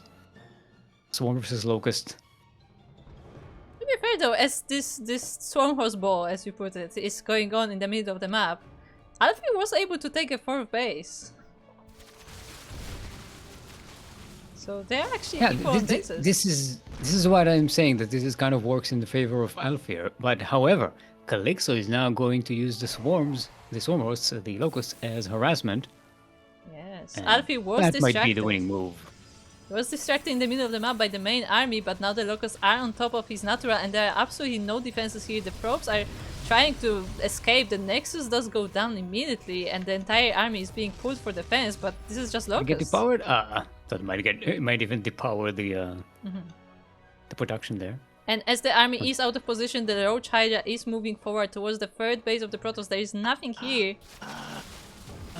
Yeah, Alfir is being manipulated very nicely here by Kalyxo. Oh, the walk to transfer! It's still a scary Protoss army, but the Zerg is actually in a good position. Look at the bank on Kalyxo. I mean, he was full of Swarmers this entire time. Yeah, he can trade this army a couple of times before going broke. And there are still the Swarm Hosts to play with. Yeah, once again, there's on the Protoss army, so while Alfir can defend, he cannot really go on the offensive until he deals with this. Look at the unit slow step. Look at their awful trades just because of the Swarm Hosts. The Locusts don't count as, as a lost unit, as a lost resource. So the trade is heavily in favor of Kalyxo. Even if Kalyxo loses all of these Swarmers right now, they've done their job. Yeah, pretty much. And they kept the Protoss back for a long time as well. So long as Kalyxo can keep on pushing, and Kalyxo is transforming into, I think, Broodlords? Do we have a... Yeah, we have the Greater Spire. Was finished in the meantime. So it's gonna be Locust and Broodlings. Yeah. We're going back to Heart of the Swarm, baby! Yeah, but we'll see if we get to that, because this Roach Hydra army just got melted by the Protoss, and that kinda gives some opening here for Alfir to actually push forward. Swarm Hosts are getting caught here, defenseless. The Zerg army is so weak already. And yeah, this might be the window of opportunity. Alfir has the much higher army supply. And with all these Archons, the Broodlords are not going to be as good. A You few know, the Locusts Broodlings, they go down pretty quickly to the Archons. Yeah, a few Locusts did come out, but it was not enough to stop the Archons with that. GG is called. GG, well played. Does take it. Yes, very nicely done. That was an interesting game. Yeah, Alfir was That was. very patient there. He could not engage into the swarm house, but when the moment arrived, he did use it, and he was able to take the game thanks to it. Fantastic. I love the use of the swarm host. I just recognizing that, the back and forth with the swarm host was going on in the middle of the map. So Alfir just wasn't expecting the swarm host to be used, as a harassment. And they just took down an entire base all on their own for free. Mm-hmm. But yeah, keeping the push and pull, and Kalyxo just wasn't transitioning out of that composition fast enough. The Broodlords were still morphing while the Protoss army was going into the base of the Zerg. 10,000 feet is going to be our next map. You have broken my brain. This map is now called 10,000 Feces. Feces. Not feces. No, Feces. Yeah, I did it again. Stupid. I put you instead of Kalyxo once more. It's just dyslexic brain of mine. I'm not Diamond, okay?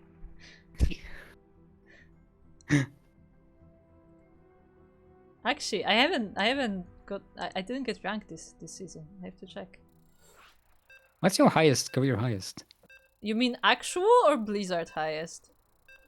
The actual, not the everything was Platinum. bugged, so we Platinum. got a master's badge. Platinum.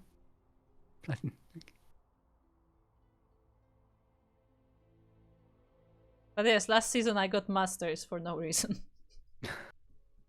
Thank you, Blizzard. They thought you were on the old SG server. Mm-hmm. I mean, it is just, just a decoration, essentially. But anyway, we are here on... Cosmetic upgrade. Yes, cosmetic upgrade. We are here on 10,000 feet for our game number 3, but point number 4, it's complicated. Anyway, in the top left corner, we have our blue Protoss player from Ukraine. It is Alfir.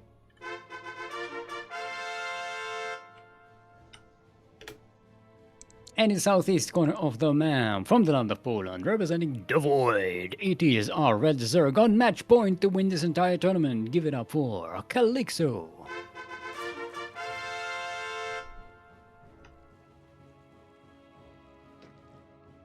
Kalyxo is still on match point, but Alfir was able to bring it back, put a point on the board of his own, and we'll see where this series takes us. We have seen this before. The rematch goes the other way sometimes. Mm-hmm. Quite often, actually. Quite often. Although I don't think, maybe today, because we have seen both players play some varied, strategies so far. Mm-hmm. Like, we haven't seen the Swarmers at all today. Not even in the series between these two before. Also, So- RagnaR was mentioning that apparently it was RagnaR who did that lately. Ah. Yeah, I think I've seen a missed classic. video from like Pig or someone on it. Or maybe it was Loco, I don't remember now. I can't tell the difference between all these white people. Look, I do This- so much all these StarCraft, I nerds. don't have time to watch the content, okay? I just see the thumbnails, just scrolling through. I just read the headlines. Hey, amazing. I read the video titles. And let me know, they are not helping.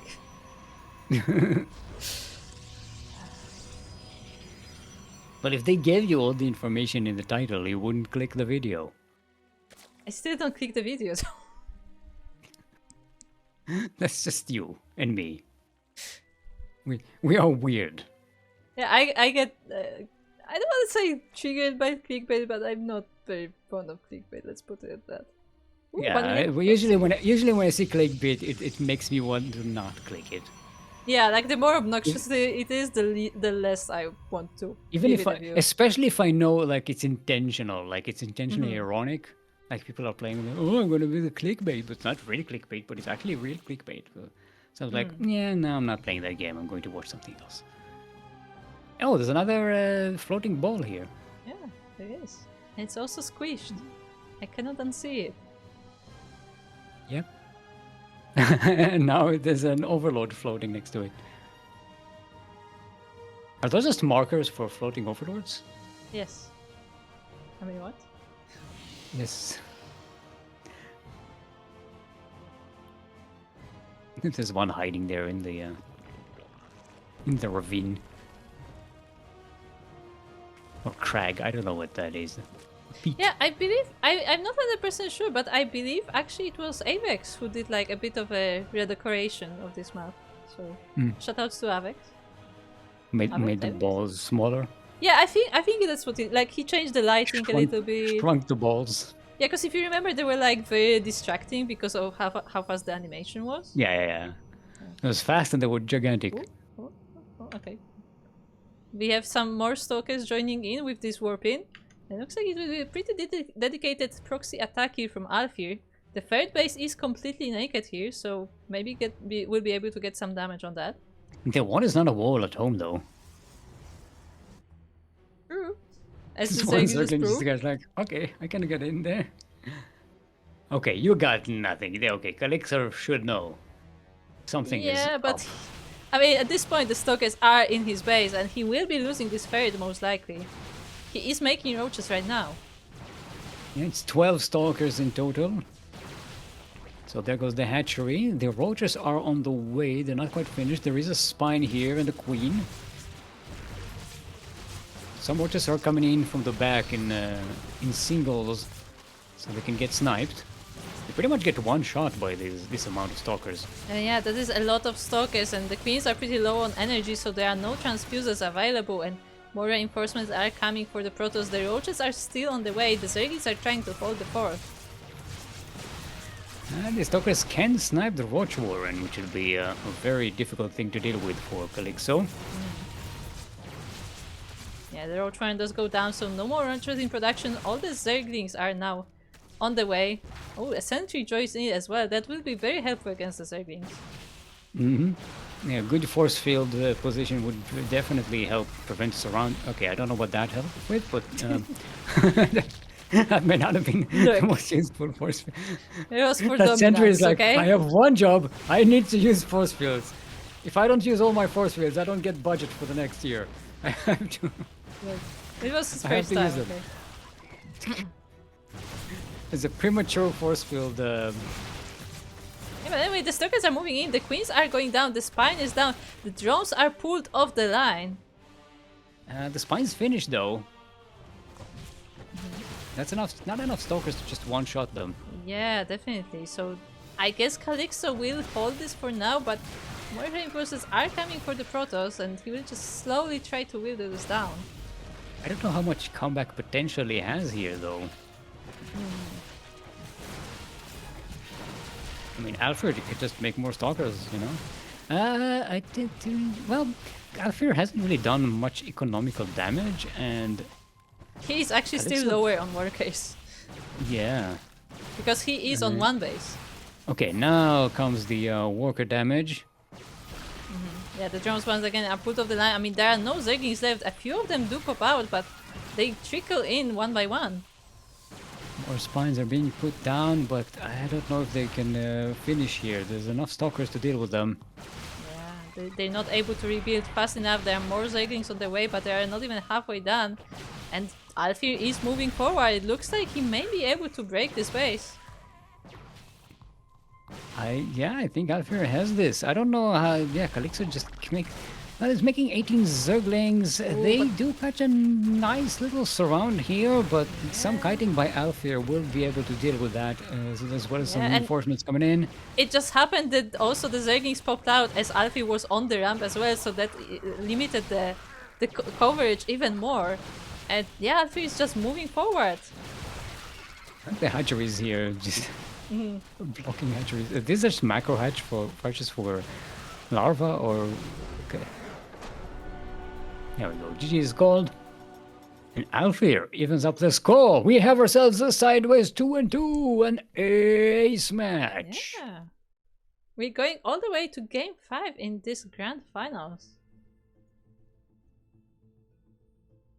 Beck's teaming up. Ooh. See, that's something we haven't seen today yet. Yeah. Alfir is bringing. They're both actually bringing in some new strats. Yeah, that is really cool. So, Like that is, what- especially in the amateur tournaments, like it's more likely for players to have a very limited like pool of builds. Mhm. But these two players clearly seem to be bringing a lot of interesting strats, and we'll see how it plays out in the final game of today's tournament. Yeah, this is basically down to a best of one match. There's just one more. Yeah. Also, we got another update from Sugarcool saying that Kalyxo is actually a new member of Clan Devoid. So, a new appearance not only in our tournaments but also in his team. Also in the void. Also in the Void. Okay, Kalyxo asks for 1 minute. Okay, we'll give him that. What should we talk about the podcast today? Ruby Rock. That's not what we should talk about. It's just the map. Down in Ruby Rock. Can't get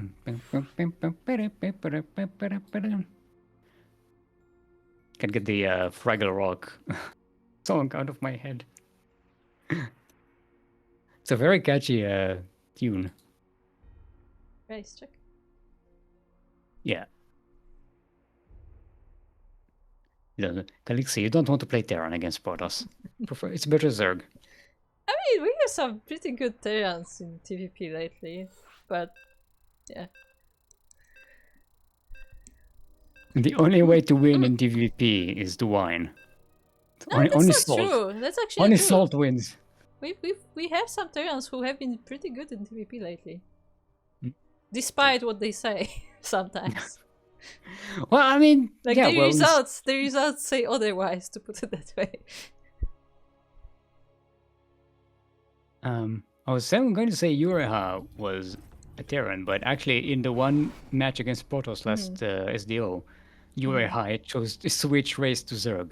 Yeah, Ureha was one of those players who I don't know if they play full random, but they play multiple races at least. And they were playing they were playing versus another player who also plays full random. I think he wanted to play random, but he didn't have enough games in one of the races. Yes, and it was the same for his opponent. Yeah. That's why I was hoping to see them both this tournament, so that maybe they get their games and we can see some shenanigans. Anyway, speaking of shenanigans, we are on Ruby Rock. We're in the northwest corner of the map. It is our blue Protoss, representing the waifu of all waifus, which is still unidentified. On match point to win this entire tournament, give it up for Alfir.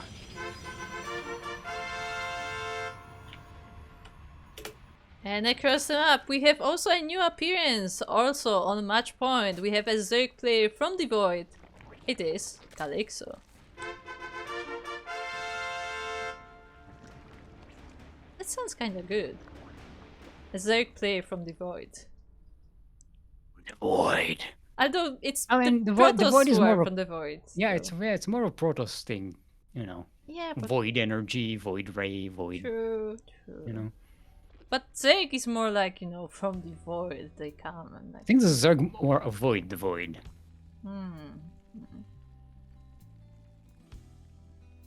Terrans are just a bunch of rednecks. Yeah, cause Void is cold, you know. So cold is the Void. I need a sweater. It's like the most classic our StarCraft meme is like cold is the Void, and then the next image is just a stalker with a little hat and just thank you. Yes. It's like the classic. The Void is cold, wear this.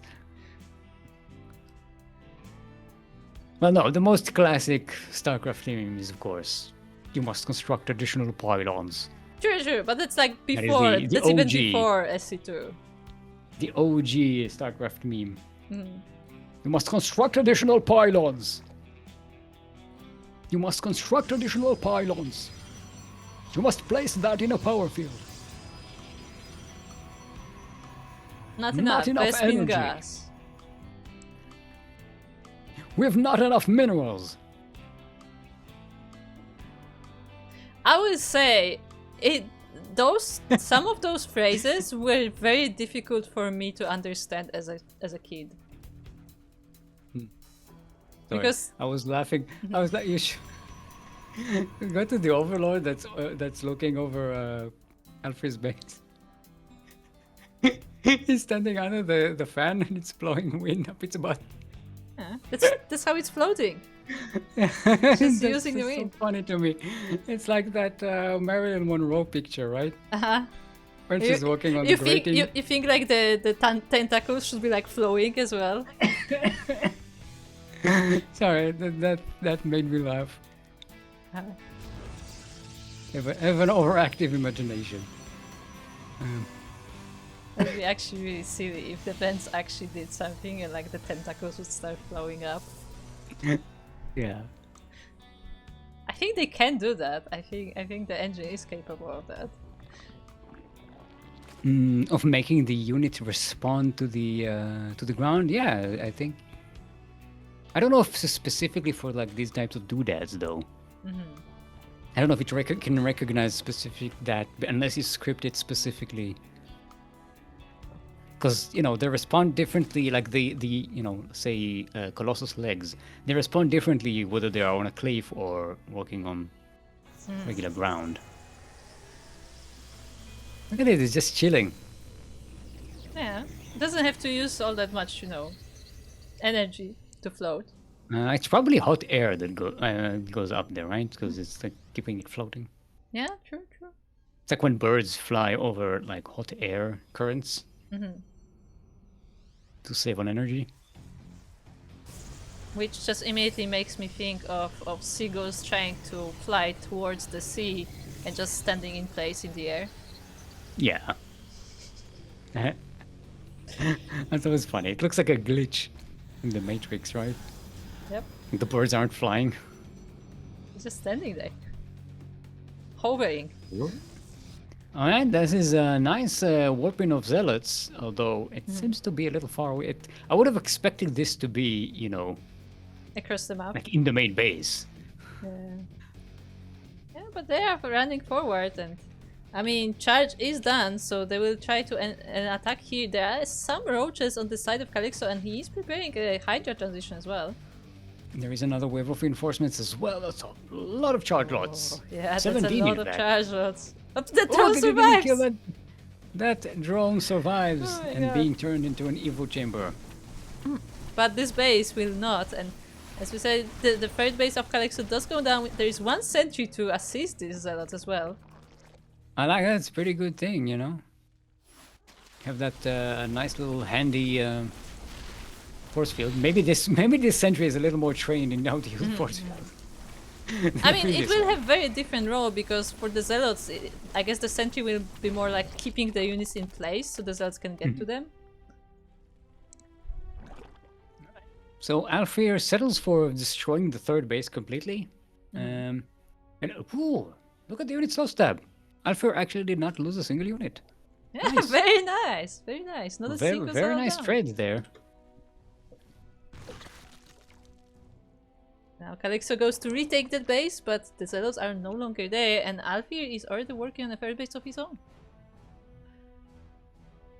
I was expecting Kalyxo to maybe get a bunch of roaches and march across the map, but I think Kalyxo Having is preparing the Roach Hydra army. yeah, the roaches with the hydralisks are definitely going to handle the charge lots much better. Because you have the tankiness of the roaches combined with the DPS of the hydralisks. Can do wonders.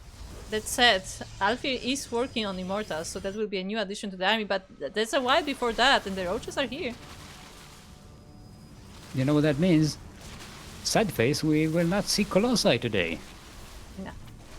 No laser giraffes today for us. Oh, Yeah, see? the roaches get split up.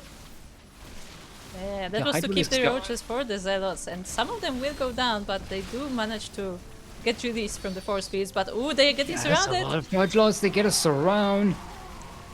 Oh, that's all the Zerg army. The hydralisks just weren't with the composition here. Now, the Zerg army will survive, but I don't know if the push is possible. The Because Immortal did come out. Alfir just needs to warp in some more charge lots. That's it, and that the defense is fantastic. Yeah, and he has that Immortal. He has a Warp Beast to save it if need be as well. Just has to be careful about this micro. Look at this Immortal just sniping roaches. I mean, to be fair, they are also pretty hurt. Yeah, you don't want units that are in the red or orange health to be tanking. That said, the Protoss army is dwindling down. Oh, yeah, the Immortal The does go Bias down. doing The good job. Zealots are no more. And yeah, the forces of Alfir are dwindling. There are a few more Zealot Warpings. The Warpings alone is trying to do something, but just saving the Zealots. the Roach Hydra is a good composition. Yeah, pretty good. And the reinforcements seem to be enough for Kalyxo at least to take this third base. We'll see if he can go farther. I mean, there are not many units for Alfir. Another Immortal is on the way, but it's not ready. Alfir just doesn't have the minerals to just warping a whole bunch of charge lots. The trade in the mid game was just not in favor of Alfir. If you can look at it, this is 56 Zealots died the game. That was, yeah, GG's called, and Kalyxo is your brand new Sea Duckling Open champion. Yeah, GG, very strong game there from Kalyxo. Despite the early loss, he was able to bring it back, and the Roach Hydra army was able to take this game and the entire series.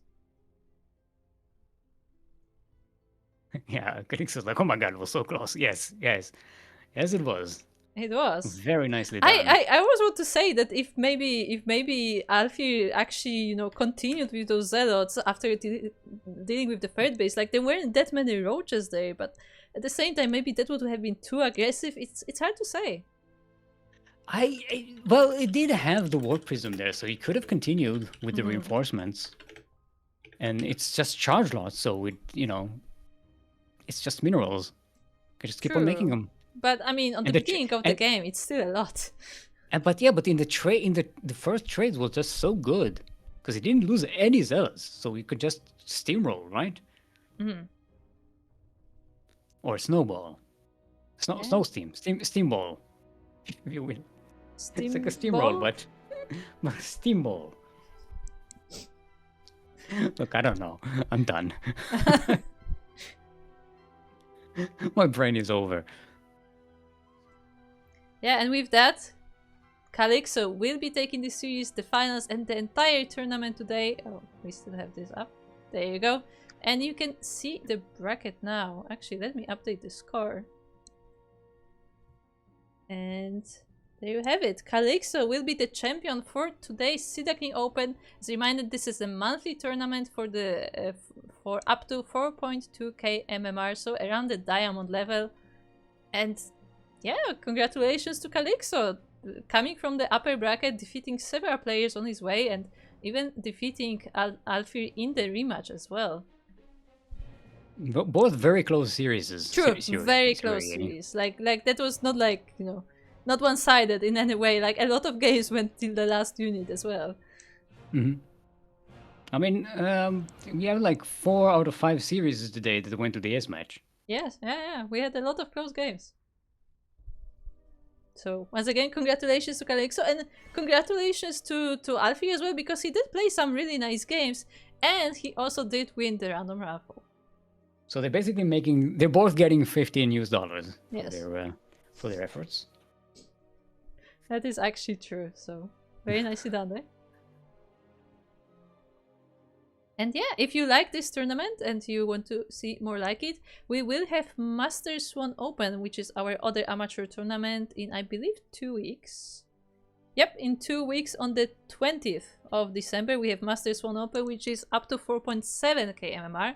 So a little bit higher than SDO, but it's still an amateur tournament. So if you are interested in watching or participating, that will be coming in 2 weeks. The brackets will be up soon TM. And if you want to support these tournaments and see more like it, then check out our Patreon. We sponsor our tournaments. Sponsor, I guess. It's not... The way our tournaments work, our Patreon is what supports them to keep running and keep growing. I mean, we got a lot of support from Patreon this year. Like specifically this year, our Patreon has gone up quite a bit. And thanks to that, we will able to, you know, raise the prize pools on these events and like develop them further. Patreon supports both SDO and MSO, so our 2 amateur tournaments, which are happening once a month each, and Sparking Tuna Cup, which is our weekly tournament as well, that is open to everyone, no matter what level you are or rank. So yeah, make sure to tune in. Speaking of, Sparking Tuna coming up tomorrow around the same time. So if you want to take part in a tournament, but maybe you didn't have enough games for SDO, or maybe you're a bit higher level than SDO, you didn't fit in the bracket, or maybe you just played SDO and you want to try what it's like to play, you know, with the professionals as well, then Sparking Tuna Cup is there, and it will be coming tomorrow. Yeah. And with that, Stick, what are you up to? Where can we find you? I'm sending resumes, trying to get a job. Fun. You should like be hired by the map makers so you can design the plans for them. They don't pay very well. I need money. If you need a landscape architect, SteelMold is there. Yep. But when I'm not, sometimes I stream on my stream, twitch.tv/SteelMold. Sometimes I stream some video games. When I'm convinced to do so, sometimes, or bullied by iStun. So yeah, twitch.tv/SteelMold. And Krupp, where can people find more of you?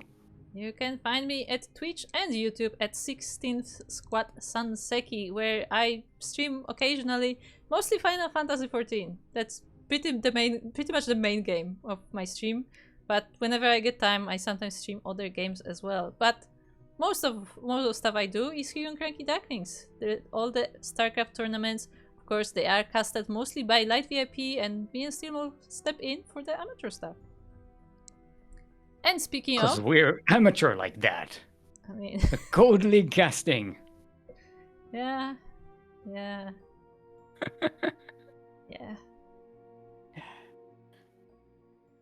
I actually had a discussion about this lately, about how I called myself amateur and the other person was arguing that I'm not amateur because I've been doing this for a while and stuff.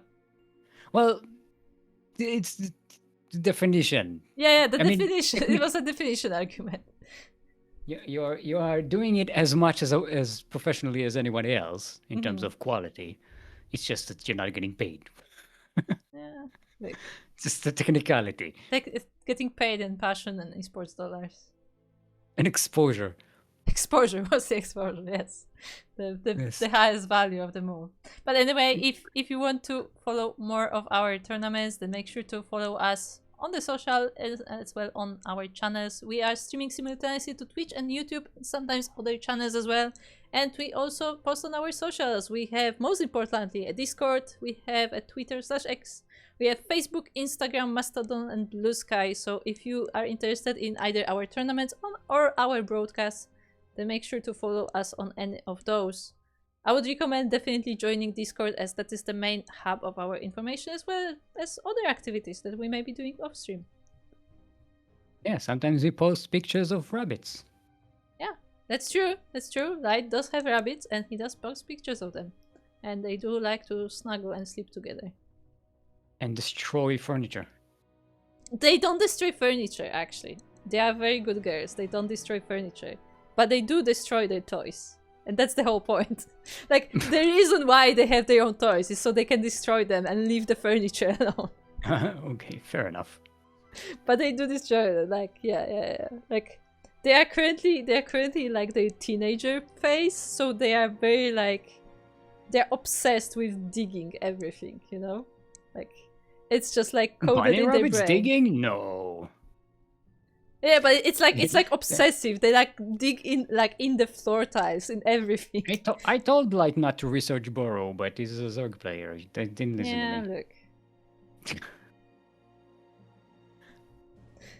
But anyway, our next stream is, as we said, tomorrow with Sparking Tuna Cup, where Light will be covering that tournament, and you can also sign up for it as well. And for us, this is all for today. So we will see you next time, right? Bye.